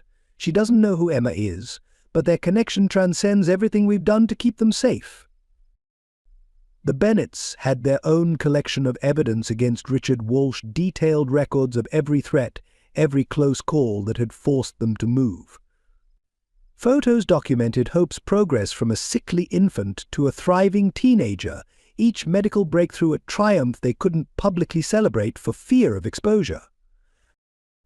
"Remember Rio?" Thomas asked, referring to one of their narrowest escapes. "Richard's men were closing in. We had to leave in the middle of Hope's art exhibition." Catherine nodded, touching a framed photo of Hope at her piano recital. "She's missed so many opportunities because we had to keep moving. But she never complains. Sometimes I think she understands more than we realize." Their conversation was interrupted by Hope's return from school. She bounded in, her backpack full of new paintings, her face glowing with excitement. "Mom, Dad, I had the strangest dream last night. I saw that girl again, the one I keep painting, but this time she was real. She was looking for me." Catherine and Thomas exchanged glances. Hope had been having these dreams more frequently lately, as if her subconscious knew Emma was near. "Sweetheart," Catherine began carefully, "what would you say if we told you those dreams might be more than just dreams?" Hope sat down, her eyes wide. "You mean about the girl? The one who looks like me?" Thomas reached for a locked drawer in his desk, removing a file they'd kept hidden for 15 years. "There's something we need to tell you. About your birth mother, Sarah Miller, and about why we've moved so often." As they explained, showing Hope the careful documentation of her early years, her face went through a range of emotions: shock, confusion, joy, and finally, a deep understanding. "I have a twin," she whispered, touching the painting she'd finished that morning, 2 girls in a garden, one wearing a silver locket. "Emma. Her name is Emma." Catherine handed her the locket. "Your sister wanted you to have this. She's been looking for you, Hope. She and your birth father." Hope opened the locket with trembling fingers, finding the tiny photograph inside Sarah holding 2 identical babies. "All these years I felt like part of me was missing. Every time we moved, every new city, I kept looking for something I couldn't name." "We had to protect you," Thomas explained, his voice breaking. "Richard Walsh would have used you to control your father, to hide his crimes." Hope absorbed this information with remarkable calm, another trait she shared with Emma. "The heart surgeries," she said slowly. "They weren't just about my condition, were they? They were a way to keep me safe, to justify our constant moving." Catherine nodded. "Your birth mother made an impossible choice. She knew Emma's birthmark would lead her to your father when the time was right, and she trusted us to keep you safe until then." "Can I meet them?" Hope asked, clutching the locket. Emma and my father. Thomas pulled out the secure phone Catherine had shown them. Soon, he promised. Richard's network is still active, but we're close to exposing everyone involved. When it's safe, nothing will keep you apart. Hope stood, walking to her easel where another unfinished painting waited. With newfound purpose, she began adding details: the garden where Emma had been that morning, though she hadn't known it at the time. "I'm going to paint our story," she declared. "Everything: the hospitals, the moving, the dreams. So when we meet, Emma will know I never stopped looking for her either, even when I didn't know who she was." Catherine and Thomas watched their daughter work, seeing Sarah's artistic talent flowing through her brush. They had raised her, loved her, protected her, but they had always known this day would come when Hope would learn she was part of a larger story, a legacy of love and sacrifice that spanned 15 years and 2 families. The news of Richard Walsh's escape from custody sent shockwaves through both the Thornton and Bennett households. The prison break was meticulously planned: a power outage, disabled cameras, and 2 guards found unconscious. Within hours, the man who had orchestrated Sarah Miller's death was free, and both Emma and Hope were in danger. "We're moving you both to a secure location," Jack told Emma, throwing essential items into a bag. "The FBI has a safe house ready." But Emma stood her ground, clutching Sarah's diary. "No, Daddy. If we run, he wins again. That's what he wants: to keep us scared, to keep us apart." Catherine's urgent call came minutes later. "He's here in Boston," she reported, her voice tense. "Someone spotted him near Hope's school. We're on our way to you." The decision to bring the families together was risky, but keeping them separated now seemed even more dangerous. Jack's penthouse became a fortress, with security teams monitoring every entrance. When the Bennetts arrived, Emma and Hope saw each other for the first time in the flesh. The twins stood frozen, mirror images separated by 15 years of secrets and sacrifice. Hope touched her heart surgery scar, Emma touched her birthmark. Then, as if drawn by an invisible force, they ran to each other, embracing as tears flowed freely. "I've been dreaming about you," they said simultaneously, then laughed through their tears at the synchronicity. The adults watched, moved by this reunion, but the moment was short-lived. Security alarms blared throughout the building. Richard had been spotted in the parking garage. "He's not alone," Agent Martinez warned, reviewing surveillance footage. "He's got at least 3 men with him. They're armed." Jack moved to protect his daughters, but Emma stepped forward. "Wait," she said, her young face set with determination. "Mummy left us a plan for this too." She pulled out Sarah's diary, turning to a page marked with a red ribbon. "Look," she pointed to a series of numbers. "Mummy wrote that if Richard ever found us, we should go to these coordinates. It's somewhere in this building." Hope looked over her shoulder, recognition dawning. "The old maintenance tunnels," she said. "I saw them in the building plans when Dad was consulting on the cardiac wing renovation."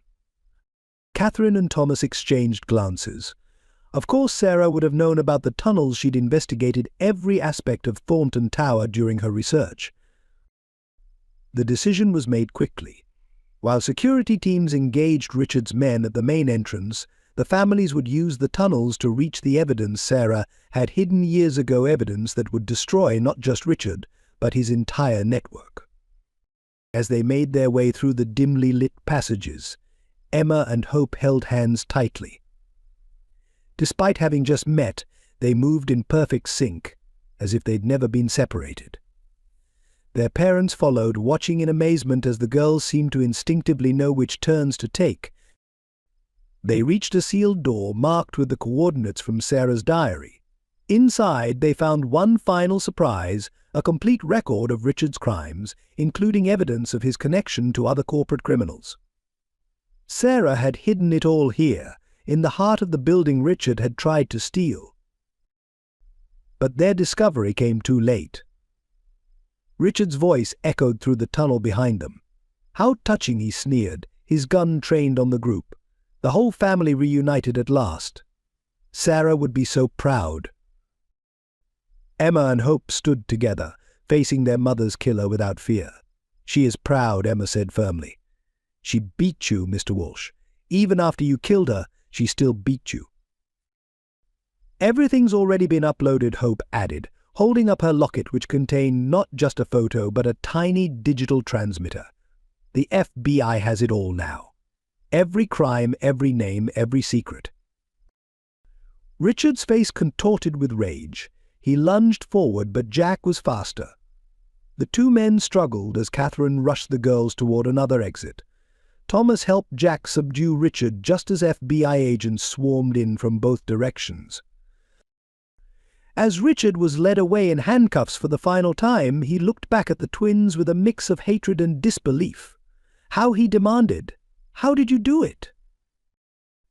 Emma and Hope smiled, touching their matching necklaces, one marked with a birthmark, one with a scar. "Love finds a way," they said together. "Mummy taught us that." After Richard's final arrest, the families gathered in Sarah's old office, untouched since her death. Emma and Hope sat side by side at their mother's desk, identical faces reflecting in the dusty computer screen. Jack and the Bennets watched as the girls carefully opened a leather-bound journal they'd found hidden in a false bottom drawer. "My dearest daughters," the first entry read, dated just after the twins' birth. "Today I had to make the hardest choice any mother could face. Separating you feels like cutting my own heart in two, but it's the only way to keep you both safe and healthy." The journal revealed Sarah's innermost thoughts and careful planning over the years. She wrote about watching Hope's surgeries from afar, disguised as a hospital volunteer. She documented Emma's first steps while living in a small apartment across from the orphanage, too afraid to approach but unwilling to be completely absent. October 15th, Hope read aloud, her finger tracing her mother's elegant handwriting. "Emma took her first art class today. She draws just like Hope, the same way of holding the pencil, the same tilt of the head when concentrating.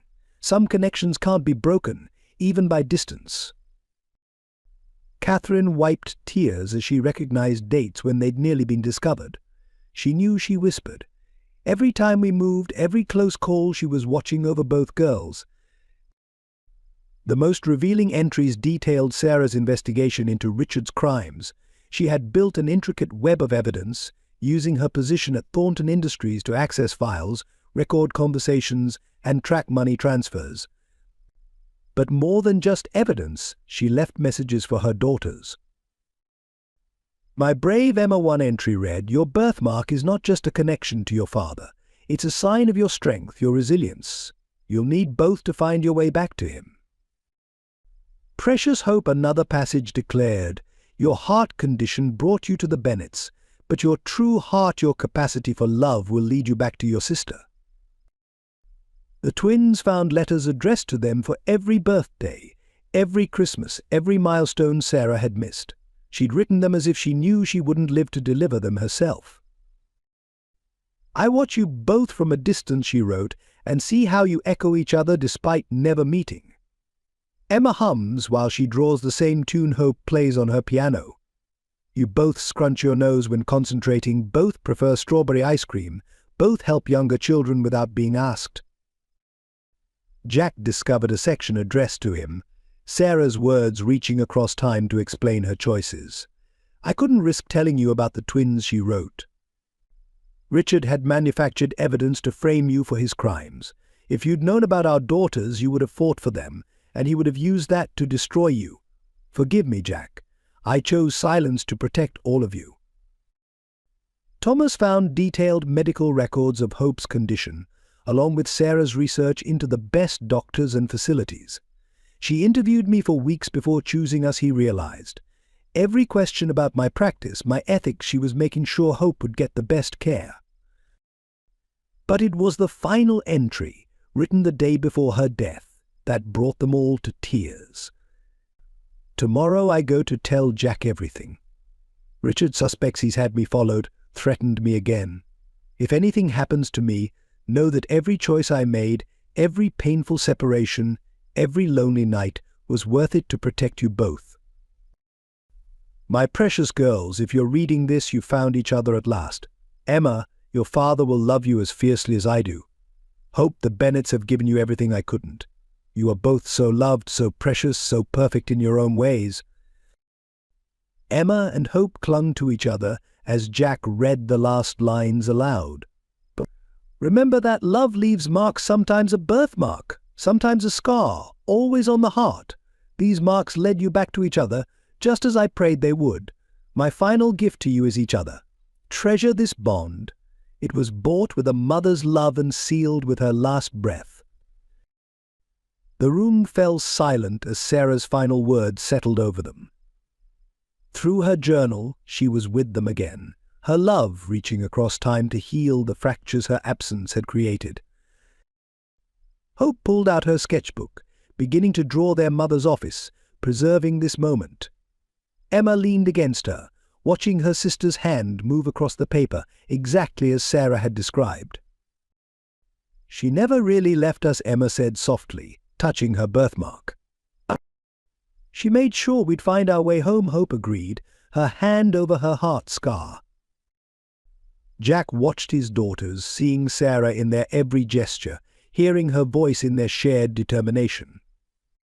The journal had given them more than just answers, it had given them their mother's heart, whole and undivided, preserved in pages written with love and hope for the future she died protecting. The full extent of Richard Walsh's conspiracy unfolded like a dark tapestry during the federal investigation. In a high-security courtroom, witnesses came forward one by one, each revealing another layer of the elaborate scheme that had torn the Thornton family apart. Mrs. Winters, the orphanage director, was the first to testify. Richard paid me to keep Emma isolated, she confessed, unable to meet the twins' eyes as they sat with their father. We were instructed to discourage adoption inquiries, to report anyone who showed special interest in her birthmark. Michael Miller, still recovering from his warehouse injuries, revealed his own role. I wasn't Sarah's brother at all, he admitted. Richard hired me to pose as a relative, to keep tabs on Emma at the orphanage, but I didn't know he'd killed Sarah. I swear I didn't know. The most damning testimony came from Richard's former secretary, Elizabeth Parker. She'd kept copies of every document, recorded every suspicious conversation over 15 years. Mr. Walsh became obsessed with controlling every aspect of the situation, she testified. He had people watching both girls constantly. When Sarah started gathering evidence against him, he became paranoid. Financial records showed an extensive network of paid informants, hospital staff, school teachers, even a janitor at Thornton Industries who reported Sarah's every move. Richard had created an elaborate surveillance system designed to keep the twins separated and their mother silenced. The accident wasn't supposed to kill her, Elizabeth revealed, her voice shaking. Richard wanted to scare her, to stop her from meeting with prosecutors. But when the brakes failed completely, she couldn't finish the sentence. The courtroom fell silent as surveillance footage played, showing Richard orchestrating Sarah's last moments. He'd followed her car that rainy night, watching as it spun out of control. Phone records proved he'd delayed calling emergency services, ensuring Sarah couldn't survive to expose his crimes. Emma and Hope held hands tightly as they learned the full truth about their mother's death. Jack sat between them, his face a mask of controlled fury, as he heard how his trusted advisor had systematically destroyed his family. But the conspiracy went deeper. Richard had collaborators in the FBI, the district attorney's office, even the medical examiner who'd ruled Sarah's death an accident. Each had been paid through elaborate offshore accounts, their silence bought with stolen Thornton Industries funds. Dr. Anderson, the prosecutor's star witness, explained how Richard had manipulated hospital records to hide Hope's connection to Jack. He had people in every department, she testified. When Sarah came in to give birth, her records were altered immediately. Hope's birth certificate was changed, her connection to Emma erased. The Bennets' role as FBI agents came to light, revealing how they'd worked with Sarah to build a case against Richard while protecting Hope. Sarah chose us specifically, Catherine testified. She knew we could provide both the medical care Hope needed and the protection she required. Lucy's testimony about her recordings at the orphanage provided crucial evidence. She documented every suspicious visit, every hushed conversation, creating a timeline that proved Richard's ongoing manipulation. He came to check on Emma monthly, Lucy said, her young voice steady, always asking about her birthmark, about whether she talked about her father. He was terrified she'd somehow find her way to Mr. Thornton. The final piece of evidence was Sarah's own voice, preserved in recordings she'd hidden in the twins' lockets. If you're hearing this. Her message played in the hushed courtroom. Richard Walsh has likely succeeded in silencing me. But he underestimated a mother's love. Every step he took to keep my daughters apart left a trail. Every move he made to hide his crimes created new evidence. Richard sat stone-faced as his empire crumbled. His lawyers had abandoned him as the extent of his crimes became clear. Money laundering, embezzlement, conspiracy, and murder, the charges mounted with each new witness. Your Honor. The federal prosecutor concluded Richard Walsh didn't just kill Sarah Miller. He orchestrated a decade-long conspiracy to separate two children from their father, to hide his financial crimes, and to silence anyone who threatened to expose him. This wasn't just murder. It was the systematic destruction of a family. The twins watched as Richard was led away in handcuffs, his face finally showing fear as he realized the completeness of his downfall. Sarah's careful planning, preserved in journals, recordings, and evidence hidden throughout the city, had ensured his destruction. She won, Emma whispered to Hope. Mummy finally won. Hope squeezed her sister's hand. She made sure we all won. She gave us each other. Outside the courtroom, reporters clamored for statements, but Jack led his daughters away quietly. The truth was finally known, justice would be served, but the real victory was in the two girls walking beside him, Sarah's final gift, their family reunited at last. Spring arrived in a burst of cherry blossoms in Central Park, where two families gathered for a properly planned first meeting between the twins. After the chaos of Richard's capture and the trial, they wanted this moment to be perfect, a celebration of Sarah's love and sacrifice. Emma arrived first with Jack, wearing a blue dress that matched her eyes, Sarah's eyes. She clutched a portfolio of her artwork, drawings she'd made of the sister she'd dreamed about for so long. Hope came with the Bennets moments later, wearing an identical dress, carrying her own collection of paintings. The girls stood 10 feet apart, studying each other with matching expressions of wonder. It was like looking in a mirror, yet the differences were there too. Hope's surgical scar peeking above her collar, Emma's birthmark visible on her neck. "I used to dream about you," they said simultaneously, then broke into giggles at the synchronicity. "You first," Emma offered, taking a step forward.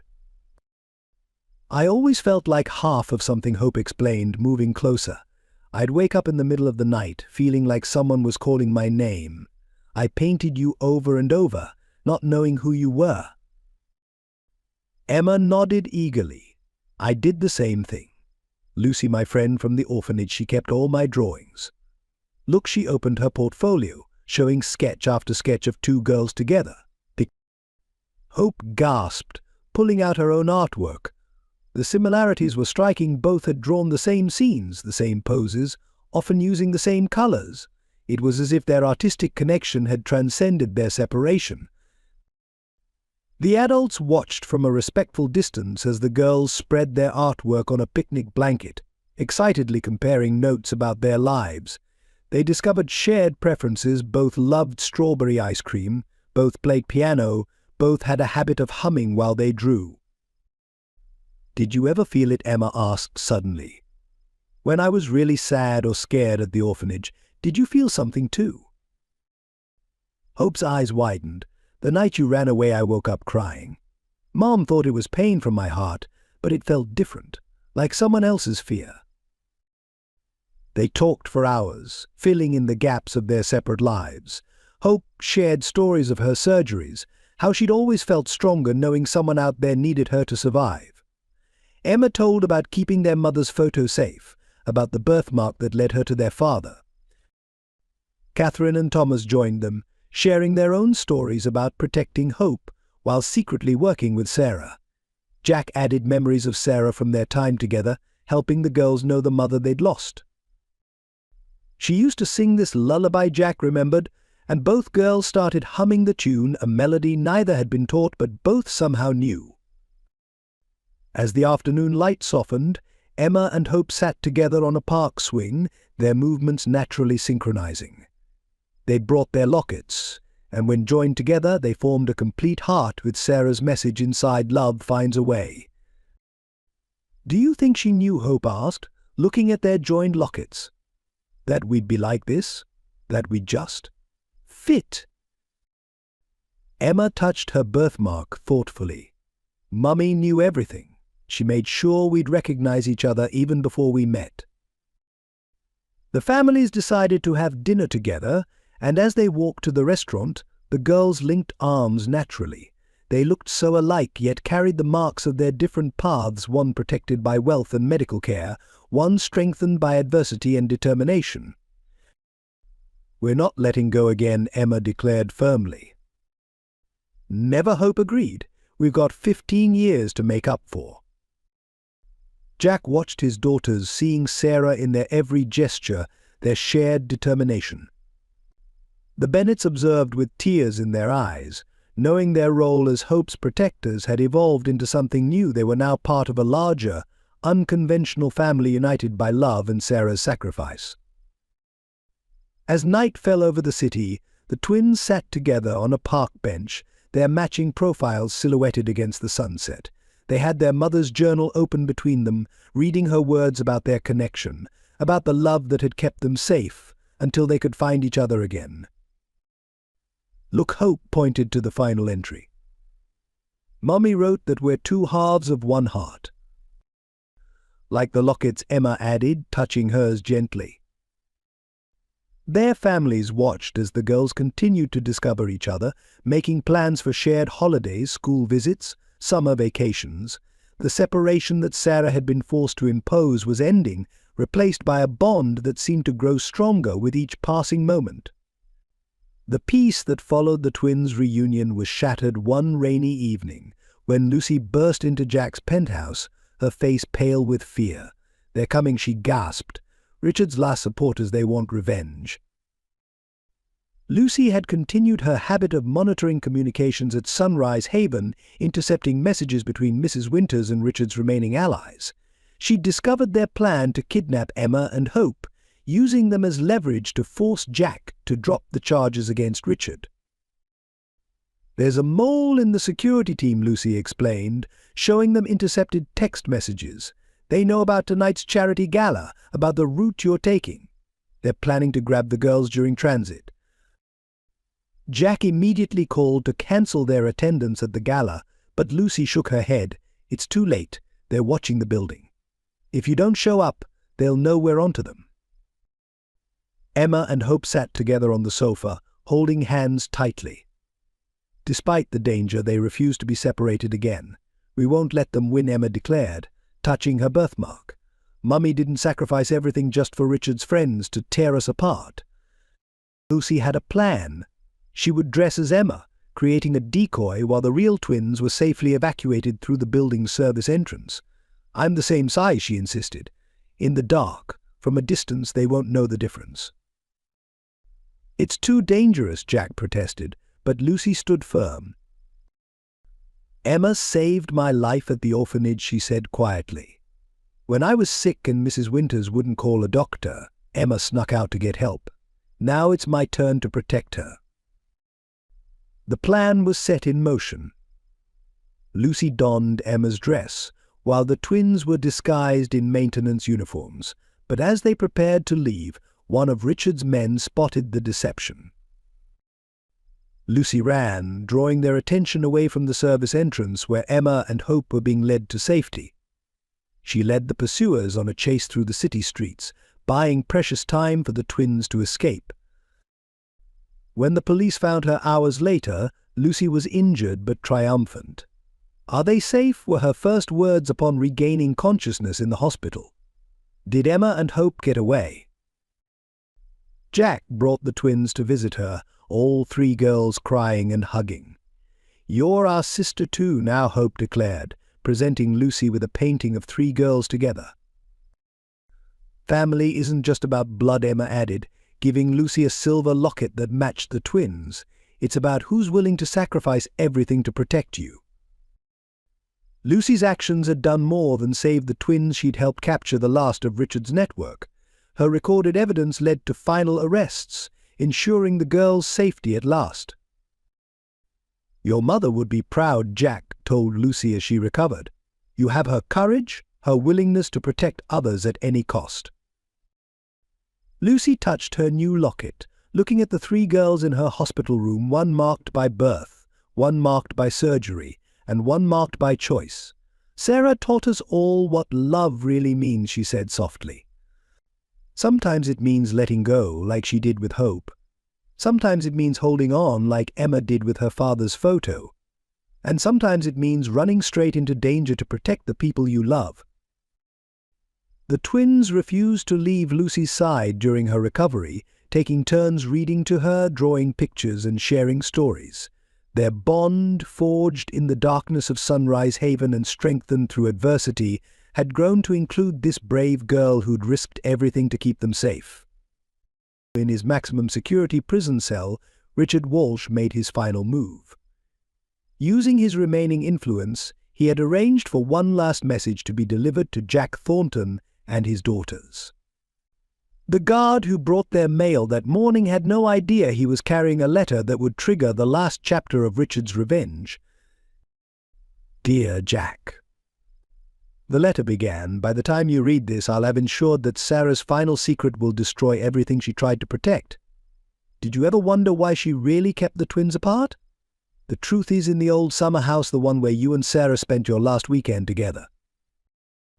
Jack remembered the place instantly, a secluded cottage by the lake where he'd planned to propose to Sarah 15 years ago, the weekend she disappeared. Emma and Hope insisted on accompanying their father to the house, despite his protests. Lucy, still recovering from her injuries, provided remote support, monitoring police frequencies and security cameras from the hospital. The cottage stood abandoned, weathered by years of neglect. As they approached, Jack noticed fresh footprints in the dust. Someone had been here recently. Inside, they found Sarah's old diary, not the one they'd discovered earlier, but an earlier volume. The pages contained devastating revelations about Richard's initial connection to the Thornton family, about deals made before Jack even started his company. "It's a trap," Lucy's voice crackled through their phones. "Richard's men just disabled the security cameras. Get out now." But it was too late. The doors slammed shut, and gas began seeping through the ventilation system. As they struggled to stay conscious, Richard's voice played through hidden speakers. "You took everything from me," his recorded message echoed. "Now you'll experience what real loss feels like.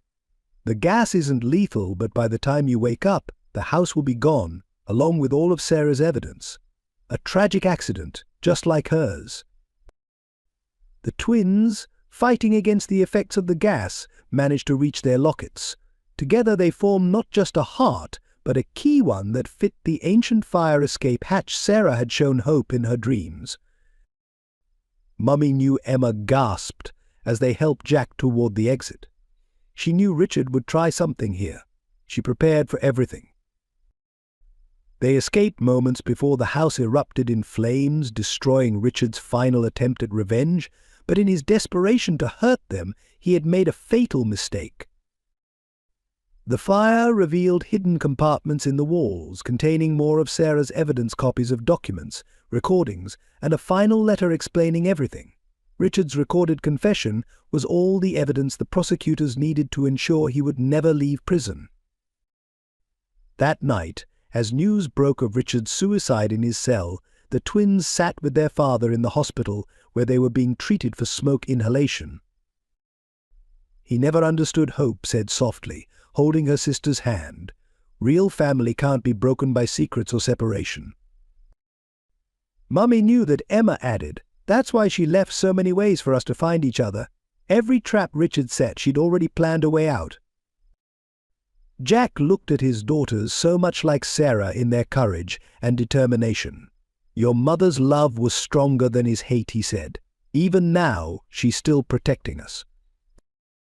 The summer house's destruction marked the end of Richard's influence, but it also released them from the last shadows of his threats.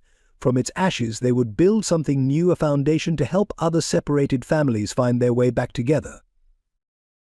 The full truth about Michael Miller emerged during a quiet evening at Jack's penthouse, when a package arrived from the prison hospital where he was recovering. Inside was a confession that would change everything they thought they knew about Sarah's last days. I wasn't always Richard's man, Michael's letter began.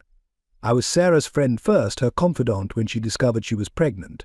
She trusted me with her plans to expose Richard, but I betrayed her not for money, but to protect my own daughter. Emma and Hope sat close together on the sofa as Jack read the letter aloud. Michael revealed how Richard had discovered his weakness, a critically ill daughter in need of expensive medical treatment. The choice was brutal: help Richard keep the twins separated, or watch his own child die without care. Sarah knew, Michael wrote, his handwriting shaky with emotion. The night of the accident, she found out what Richard had forced me to do, but instead of exposing me, she gave me a chance to make it right. She left evidence in my care, trusting that someday my conscience would win out. Lucy, who had become a permanent part of their family, recognized the truth in Michael's words. That's why he helped me at the orphanage, she said quietly. He gave me access to the files, left doors unlocked when I needed to gather evidence. He was trying to atone. The package contained more than just the confession. There were photographs of Sarah visiting Michael's daughter in the hospital, secretly paying for treatments while maintaining the pretense of their estrangement.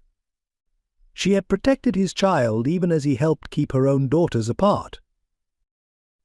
Your mother understood impossible choices, Jack told the twins, his voice thick with emotion. She knew Michael was trapped, just as she had been. Hope pulled out her sketchbook, beginning to draw the scene as Emma read more of the letter. Richard promised to destroy my daughter's medical records if I ever betrayed him, Michael had written. No other hospital would accept her without them. I became his puppet, watching Emma at the orphanage, reporting her every move. But Sarah had outsmarted them all. She had created duplicate records for Michael's daughter, hiding copies with the Bennett's medical files. Even in death, she had ensured that Richard couldn't hurt another child. I don't expect forgiveness, Michael's letter concluded, but Sarah showed me that protecting one child should never mean harming another. She saved my daughter's life while I helped keep her own children apart. I'll spend the rest of my life trying to make amends. The twins processed this revelation in their characteristic way, Hope through her art, Emma through writing in her journal. They understood difficult choices now, how love could drive people to both terrible and beautiful acts. Should we visit him, Hope asked softly. In the hospital. Emma nodded, touching her birthmark. Mummy would want us to. She never gave up on people's capacity to change. Jack watched his daughters, marveling at their capacity for forgiveness, another trait they'd inherited from Sarah. Michael's confession had added another layer to their understanding of their mother's sacrifice and strength. Your mother saw the best in people, he told them, even when they couldn't see it in themselves. The truth about Michael Miller didn't excuse his actions, but it explained them. More importantly, it revealed another facet of Sarah's legacy, her ability to fight darkness with compassion, to protect all children, not just her own. Mrs. Winters waited at a small cafe near Sunrise Haven, her once rigid posture now bent with the weight of guilt. She had requested this meeting with the twins, knowing she owed them the final piece of truth about their time apart. Emma and Hope arrived together, their matching faces bringing tears to the former orphanage director's eyes. Lucy accompanied them, her protective instincts still strong despite their newfound security. "I knew your mother," Mrs. Winters began, her hands trembling around her coffee cup. "Not just as Emma's mother, but years before, when she was investigating Richard. I was the one who helped her hide her pregnancy from him initially." The revelation stunned the girls. Mrs. Winters had always seemed an extension of Richard's control, not a secret ally. "I was a nurse when you were born," she continued. "I helped deliver you both. Sarah trusted me to help protect you, but Richard discovered my involvement. He threatened to expose my past mistakes I'd made that would have destroyed my career and sent me to prison." She pulled out an old photograph of herself as a young nurse, standing with Sarah in the hospital. "Your mother made me promise to watch over Emma, to keep her safe at the orphanage until she could find her way to Jack. But Richard turned that promise into a prison for both Emma and me." Hope reached for her sister's hand as Mrs. Winters described the years of conflict following Richard's orders while trying to subtly protect Emma, allowing enough hardship to maintain their cover but intervening before real harm could occur. "The night you ran away," she said to Emma, "I left the back door unlocked. I knew you'd found Jack, that it was time. But I couldn't tell you directly. Richard's men were watching everything." Lucy nodded slowly. "That's why you never stopped me from helping Emma. You saw what I was doing but looked the other way." Mrs. Winters wiped her eyes. "Sarah taught me that sometimes protection looks like silence, like waiting for the right moment. I failed her in many ways, but I kept my promise to keep Emma alive and safe until she could find her father." She reached into her bag, pulling out a final piece of evidence, a letter from Sarah, dated just before her death. "She knew," Mrs. Winters said softly. "She knew I was trapped, just like Michael. She wrote that she forgave me, that she understood impossible choices." The twins exchanged glances, their mother's capacity for compassion still teaching them even now. Emma touched her birthmark, Hope her heart scar, both physical reminders of the choices adults had made in their lives. "We understand," Hope said gently. "Mummy taught us about forgiveness through her journals. And about protecting people even when they don't know they're being protected," Emma added. Mrs. Winters broke down completely then, years of guilt and secret-keeping pouring out. She explained how she'd documented everything, creating a hidden record of Emma's time at the orphanage that would one day help prove Richard's crimes. "Your mother was right," she said finally. "Love finds a way, even through the darkest choices. I'm closing Sunrise Haven now, converting it into a center for reuniting separated families. It's what Sarah would have wanted."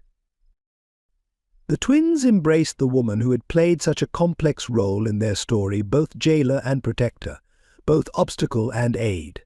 Her confession completed another piece of their understanding, showing how their mother's influence had touched lives in ways they were still discovering.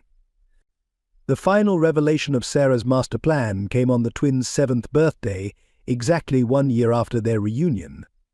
Jack had arranged a small celebration at his penthouse, with the Bennets, Lucy, and even a reformed Mrs. Winters in attendance. But the real surprise arrived in the form of a time-locked safety deposit box, programmed to open on this exact date.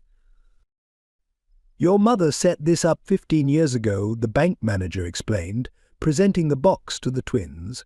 She was very specific about the date and time. Inside, they found a comprehensive documentation of Sarah's intricate plan, laid out in a series of letters, documents, and recordings. It wasn't just about protecting the twins or exposing Richard, it was a masterpiece of long-term strategy that had accounted for every possibility. "My dearest daughters," the main letter began, "if you're reading this, then everything has worked exactly as I hoped. Emma's birthmark led her to Jack. Hope's heart condition brought her to the Bennets, and love has brought you back together." Sarah had mapped out every contingency. She'd known Richard would try to control Emma through the orphanage, so she'd positioned Mrs. Winters as a secret ally. She'd anticipated his attempts to find Hope, so she'd helped Catherine Bennet create an elaborate network of safe houses and false trails.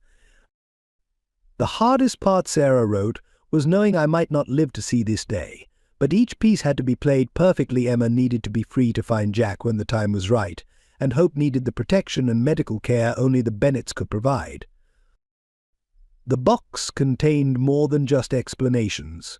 There were trust funds for both girls, details of offshore accounts where she'd hidden evidence of Richard's crimes, and a complete record of every person who had helped protect them over the years. "Your mother was always 3 steps ahead," Jack said in amazement, reading through the documents. She knew Richard would eventually make a fatal mistake, that his own paranoia would be his undoing. Hope and Emma sat together, reading their mother's words. She'd written separate letters for every birthday, every milestone she might miss. There were even sealed envelopes marked for your wedding day and for when you have children of your own. The birthmark was no accident, Sarah explained in one letter. "I made sure Emma was photographed with it visible, knowing Richard's surveillance would spot it. The more he tried to hide her, the more distinctive it made her, and Hope's heart condition, while frightening, guaranteed she would be in the medical system, protected by doctor-patient confidentiality." The Bennets found their own letters, explaining why Sarah had chosen them specifically.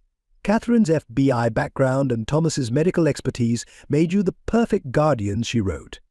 "I knew you would understand the importance of keeping Hope safe while building a case against Richard." Lucy discovered a letter addressed to her as well. To the friend Emma would find at Sunrise Haven, Sarah had written, somehow knowing her daughter would need an ally during those difficult years. But the most touching revelation was Sarah's final message, recorded just days before her death. "My precious girls." Her voice filled the room. "I don't know exactly how you'll find each other, but I know you will. Love leaves markers we can follow, a birthmark, a scar, a feeling of connection nothing can break. I've left you a trail of breadcrumbs, but your hearts will do the real work of bringing you together." As the twins listened to their mother's voice, they held hands tightly, their matching lockets completing the heart shape that had symbolized their journey. Everything, their separation, their unique paths, their reunion, had been part of Sarah's grand design, a mother's love orchestrating events even beyond her own life. "She never left us," Emma whispered, touching her birthmark. "She was guiding us all along," Hope agreed, her hand over her heart scar. The true nature of Sarah and Catherine's relationship emerged from a hidden compartment in Catherine's old FBI badge case. Inside was a photograph that changed everything. 2 young girls at a summer camp, their arms around each other, their smiles eerily similar to Emma and Hope's. "We were 12 when we met," Catherine told the twins, her voice soft with memory. "Sarah and I were both orphans, placed in the same foster home. We made a pact that summer, if either of us ever had children, we would make sure they never felt alone like we did." The revelations tumbled out like falling dominoes. Catherine hadn't just been Sarah's college friend or an FBI agent who helped her. She had been her foster sister, sharing the same childhood traumas and dreams of justice.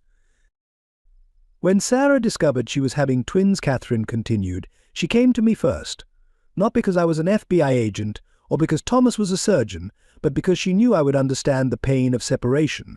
We had experienced it ourselves." The twins sat transfixed as Catherine shared photos and letters from their childhood together. Sarah and Catherine had stayed close through college, supporting each other through careers and marriages. When Sarah started investigating Richard, Catherine had been her first confidante.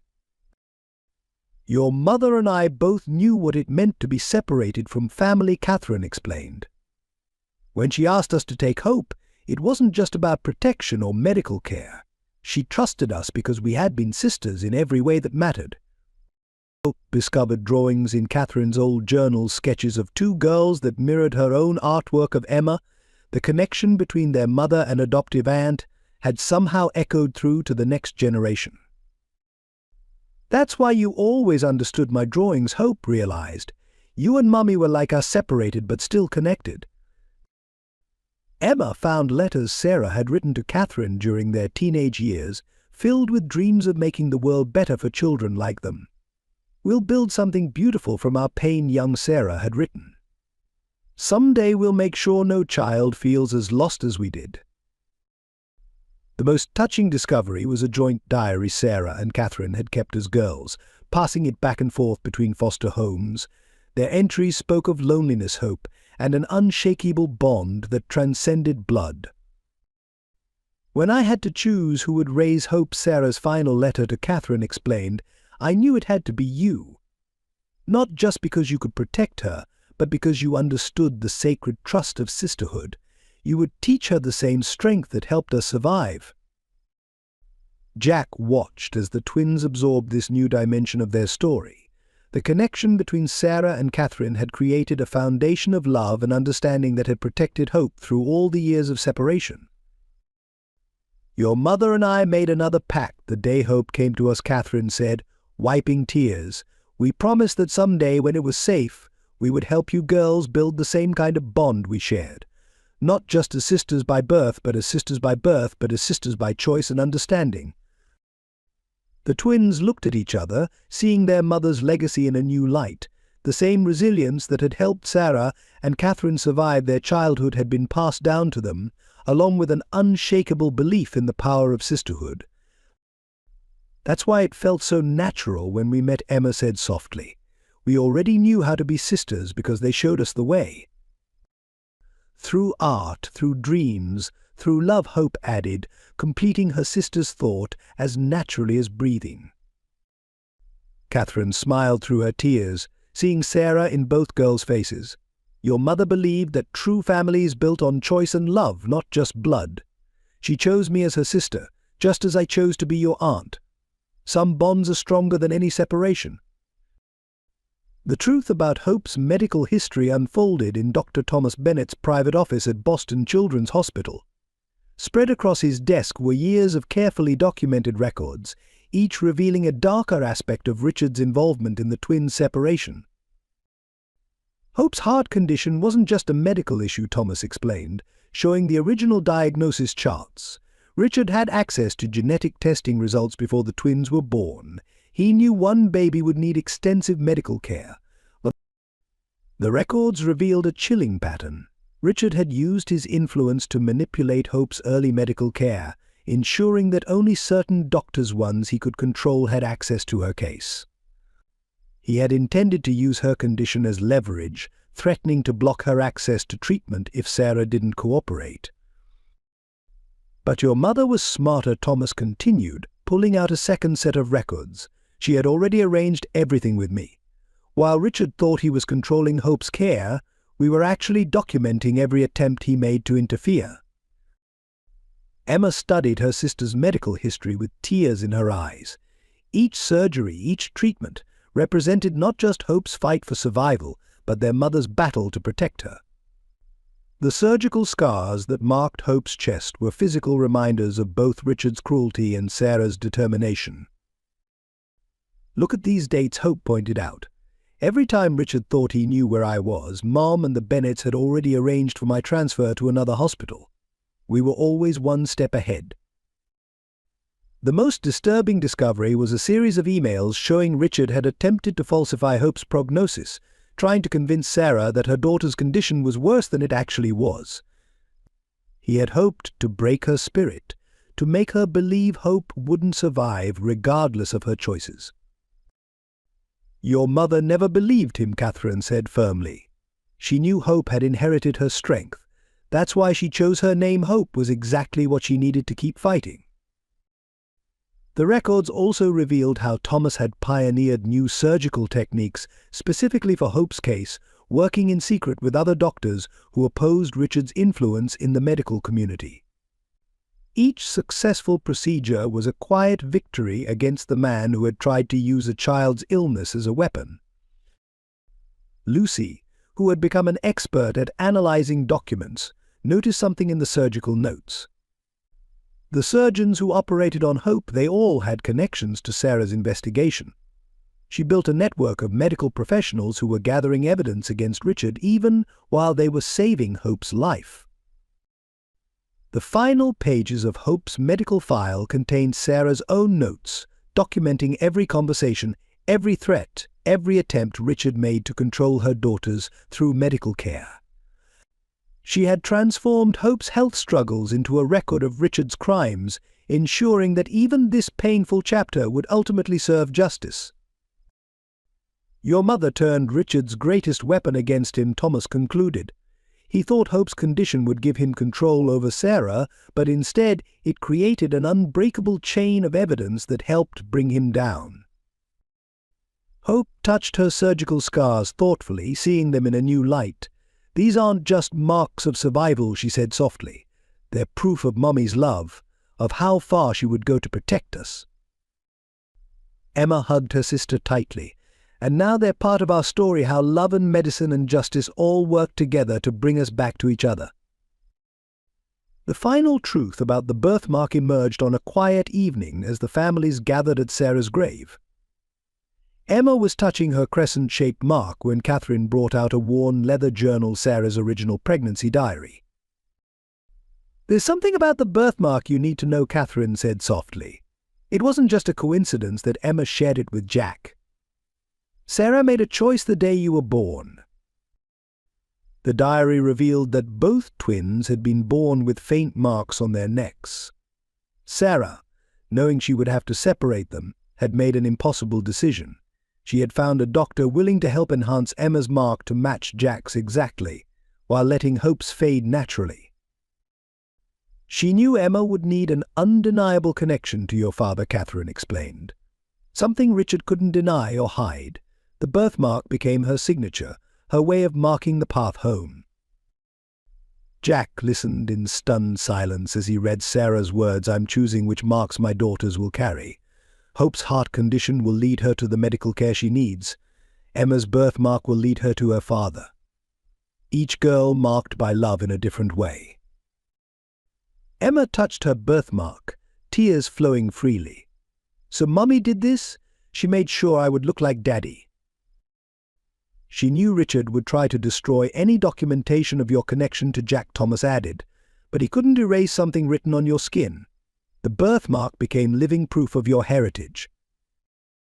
Hope hugged her sister, understanding now why their paths had been so different yet perfectly planned. "Mummy gave us each what we needed. My heart led me to the Bennets and the care I needed. Your mark led you to Daddy." The diary contained detailed notes about Sarah's decision. She had researched birthmarks extensively, consulting with dermatologists to ensure Emma's mark would be permanent and distinctive. Every detail was carefully planned to create an undeniable link between father and daughter.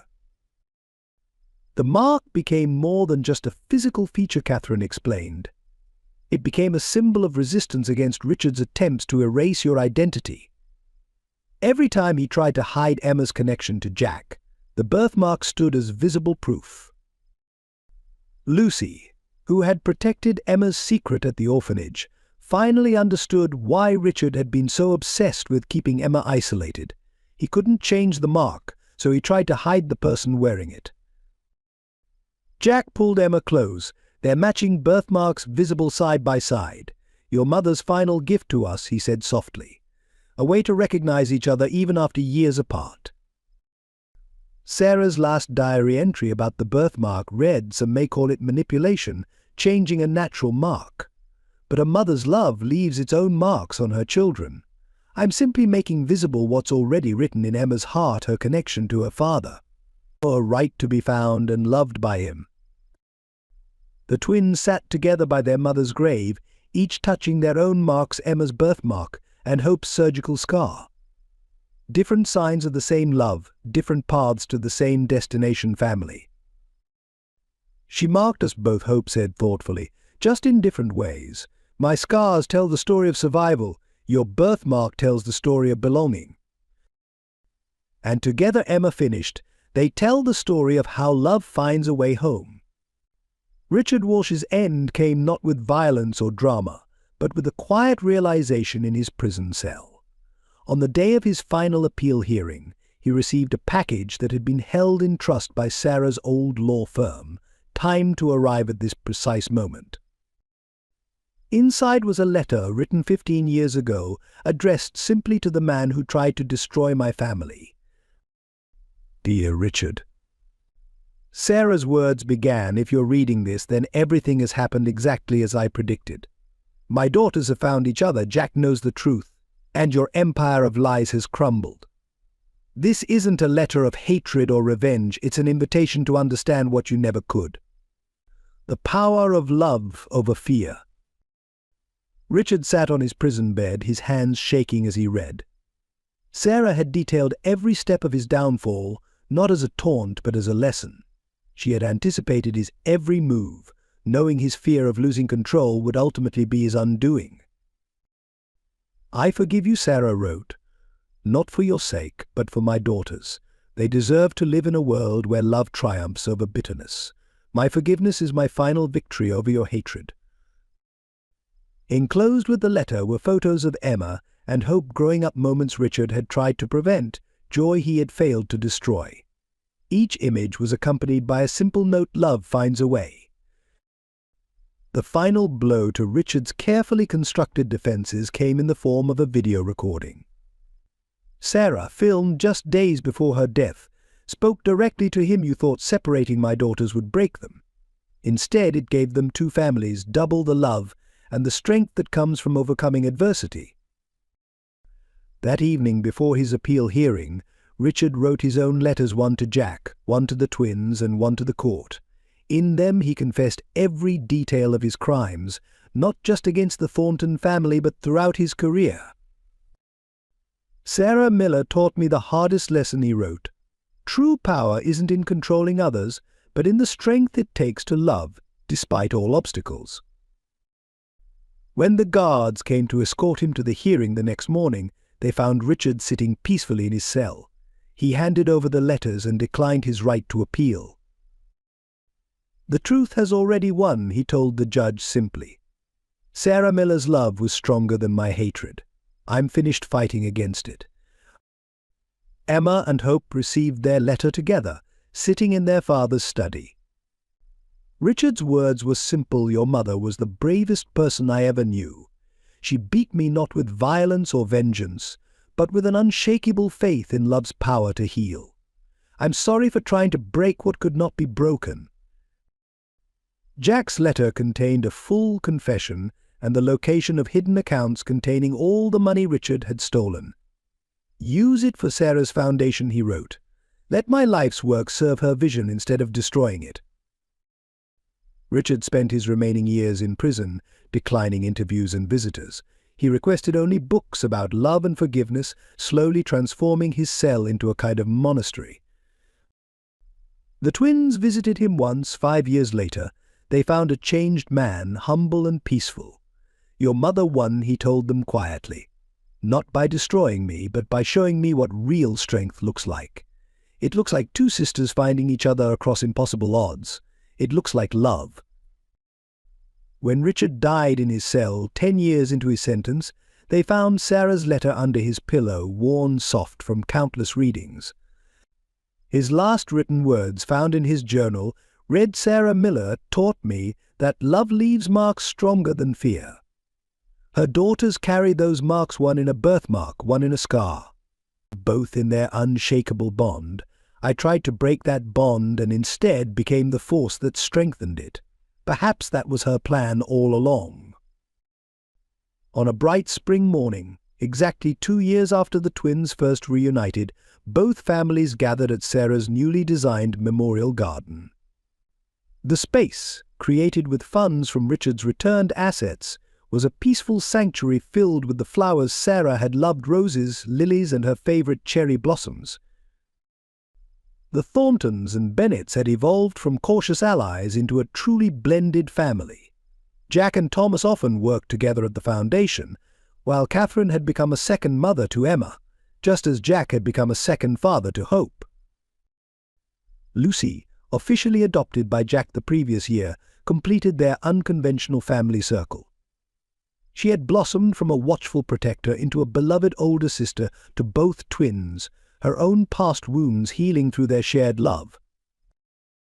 "Look what we found," Emma called out, showing her father an old photograph.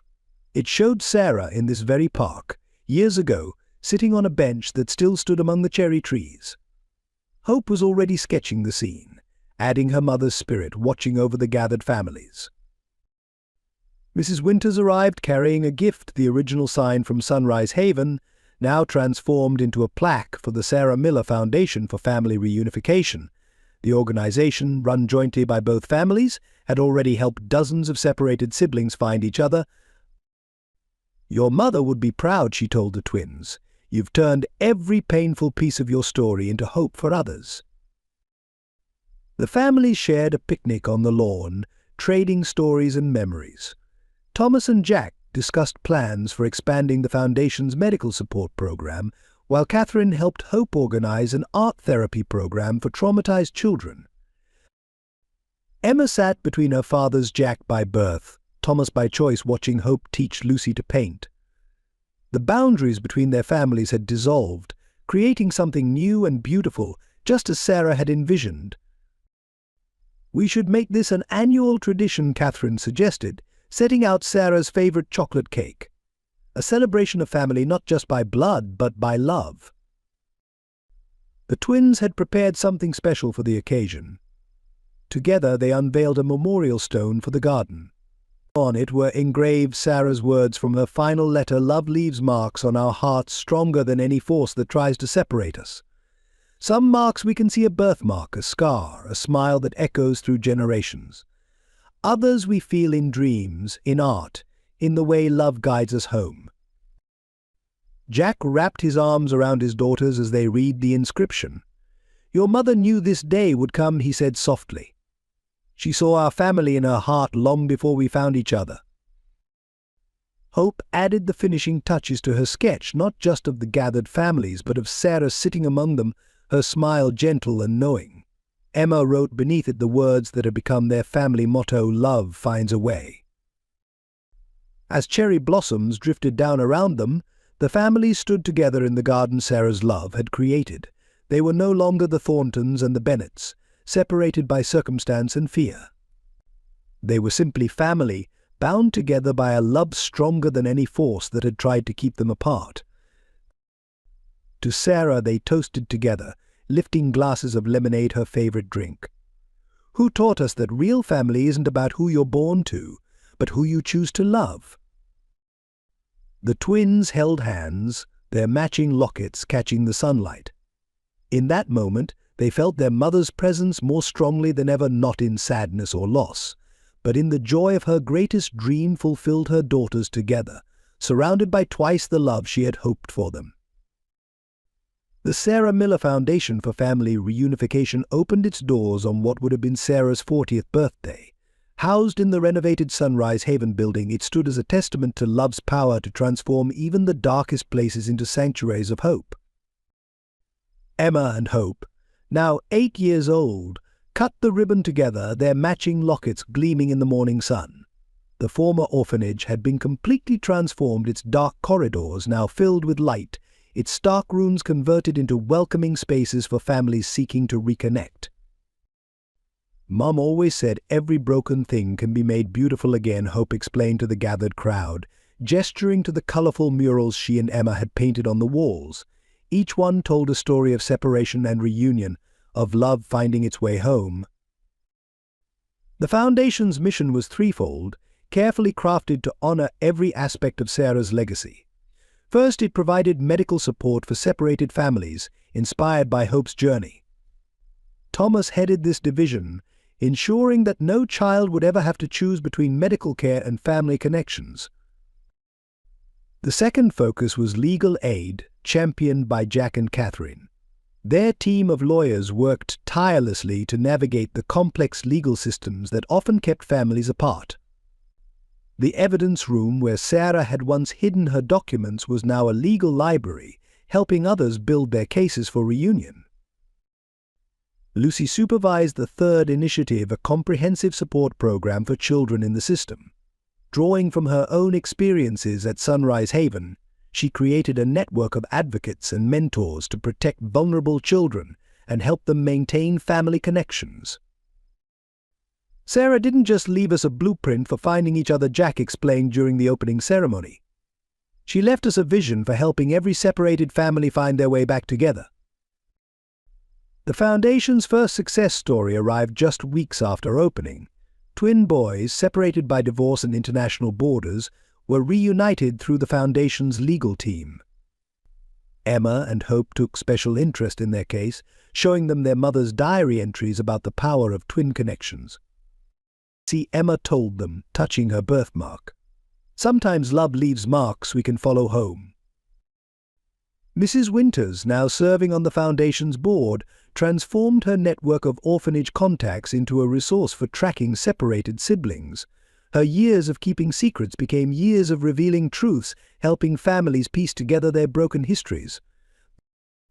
The Foundation grew rapidly, supported by both the returned funds from Richard's accounts and donations from families touched by its mission. Each success story was added to a memorial wall, alongside Sarah's photograph and the words that had guided her daughter's home love finds a way. Hope's art therapy program became particularly successful, helping children process their experiences through creativity. She taught them how she had painted her sister before ever meeting her, how art could be a bridge across any distance. Emma developed a special program for children with distinctive birthmarks or scars, teaching them to see their marks as signs of strength and connection, just as her own birthmark had led her father. Catherine and Thomas contributed their medical expertise, ensuring that no family would face the impossible choice Sarah had confronted. They established partnerships with hospitals worldwide, creating a network of care that kept families together during medical crises. The Foundation became more than just an organization, it was the fulfillment of Sarah's dream, a place where love could overcome any obstacle. Each family that walked through its doors found not just practical help, but a community that understood their journey. "Your mother would be so proud," Jack told the twins as they added another success story to the memorial wall. "She turned her own pain into purpose, and now you're carrying that purpose forward." Emma and Hope smiled, touching their lockets in perfect synchronization. "She knew we would," they said together. "She left us everything we needed, not just to find each other, but to help others find their way home too." On a crisp autumn morning, 1 year after the Foundation's opening, the extended family gathered in Sarah's memorial garden. The cherry trees had grown fuller, their branches now providing shade over new benches where families came to share their reunion stories. Emma and Hope, now 9, sat together at their mother's favorite spot, working on a joint art project, a huge mural depicting their family's journey. Their unique marks were proudly visible: Emma's birthmark and Hope's surgical scar, both symbols of the path that had brought them together. "Look what we found," Daddy Emma called to Jack, pulling out an old photograph from Sarah's diary. It showed Sarah at their age, her smile mirrored perfectly in her daughter's faces.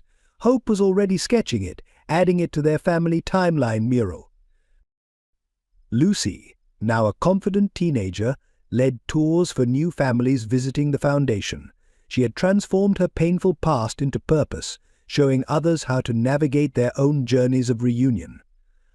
Her adoption by Jack had given her the family she'd always dreamed of, and she took special joy in helping other foster children find their way home. The Bennetts had permanently relocated to New York, buying a house next door to Jack's. Thomas continued his groundbreaking cardiac surgeries, while Catherine balanced her FBI work with running the Foundation's investigative unit. They had become more than Hope's adoptive parents, they were an integral part of their expanded family. Sarah would love this, Catherine said, watching the twins work on their mural. She always said love would find a way, but I don't think even she imagined how beautiful that way would be. The Foundation had helped reunite over 100 families in its first year. Each success story was celebrated with a new cherry tree in the garden, creating a growing forest of hope. Mrs. Winters, fully redeemed, spent her days tending to these trees, each one representing a family made whole again. Jack stood at the garden's entrance, where Sarah's words were engraved in stone: "Love leaves marks on our hearts stronger than any force that tries to separate us below it." Emma and Hope had added their own message, and sometimes those marks lead us home. The twins had developed an uncanny ability to help other separated siblings reconnect. They could often sense the invisible bonds that linked families, just as they had sensed their own connection across years of separation. Their story had become a beacon of hope for others, proving that no distance was too far for love to bridge. "Tell us again about Mummy," they often asked, though they knew the story by heart. Each telling revealed new details, new aspects of Sarah's love and sacrifice that had shaped their lives. The Foundation's success had transformed the meaning of family for countless people. It wasn't just about blood relations anymore, it was about the choices love made possible, the bonds that grew stronger through adversity, the marks left on hearts that guided people home. As the sun set on another day of reunions, the extended family gathered for their traditional evening picnic. Jack and Thomas discussed future expansion plans, while Catherine helped Lucy organize the next group of case files. Emma and Hope put the finishing touches on their mural, adding Sarah's spirit watching over them all. "Do you think she knows?" Hope asked softly, touching her heart scar. "How many families we've helped?" "She knows," Emma replied, her birthmark catching the fading light. "She planned it all along, not just for us to find each other, but for us to help others find their way too."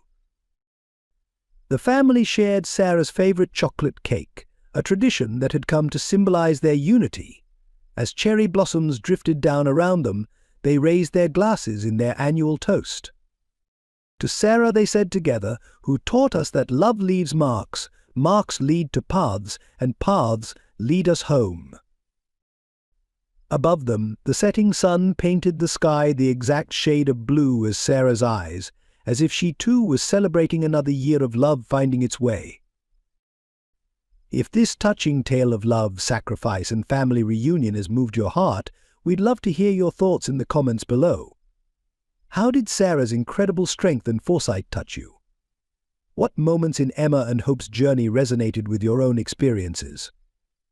Support our storytelling team by subscribing to the channel and sharing this video with loved ones who might find comfort and inspiration in this powerful narrative. Every like helps us continue bringing stories that remind us of love's ability to overcome any obstacle. Join our community of dreamers and believers who understand that family bonds can transcend any distance. Together, let's celebrate the enduring power of a mother's love and the magic that happens when families find their way back to each other.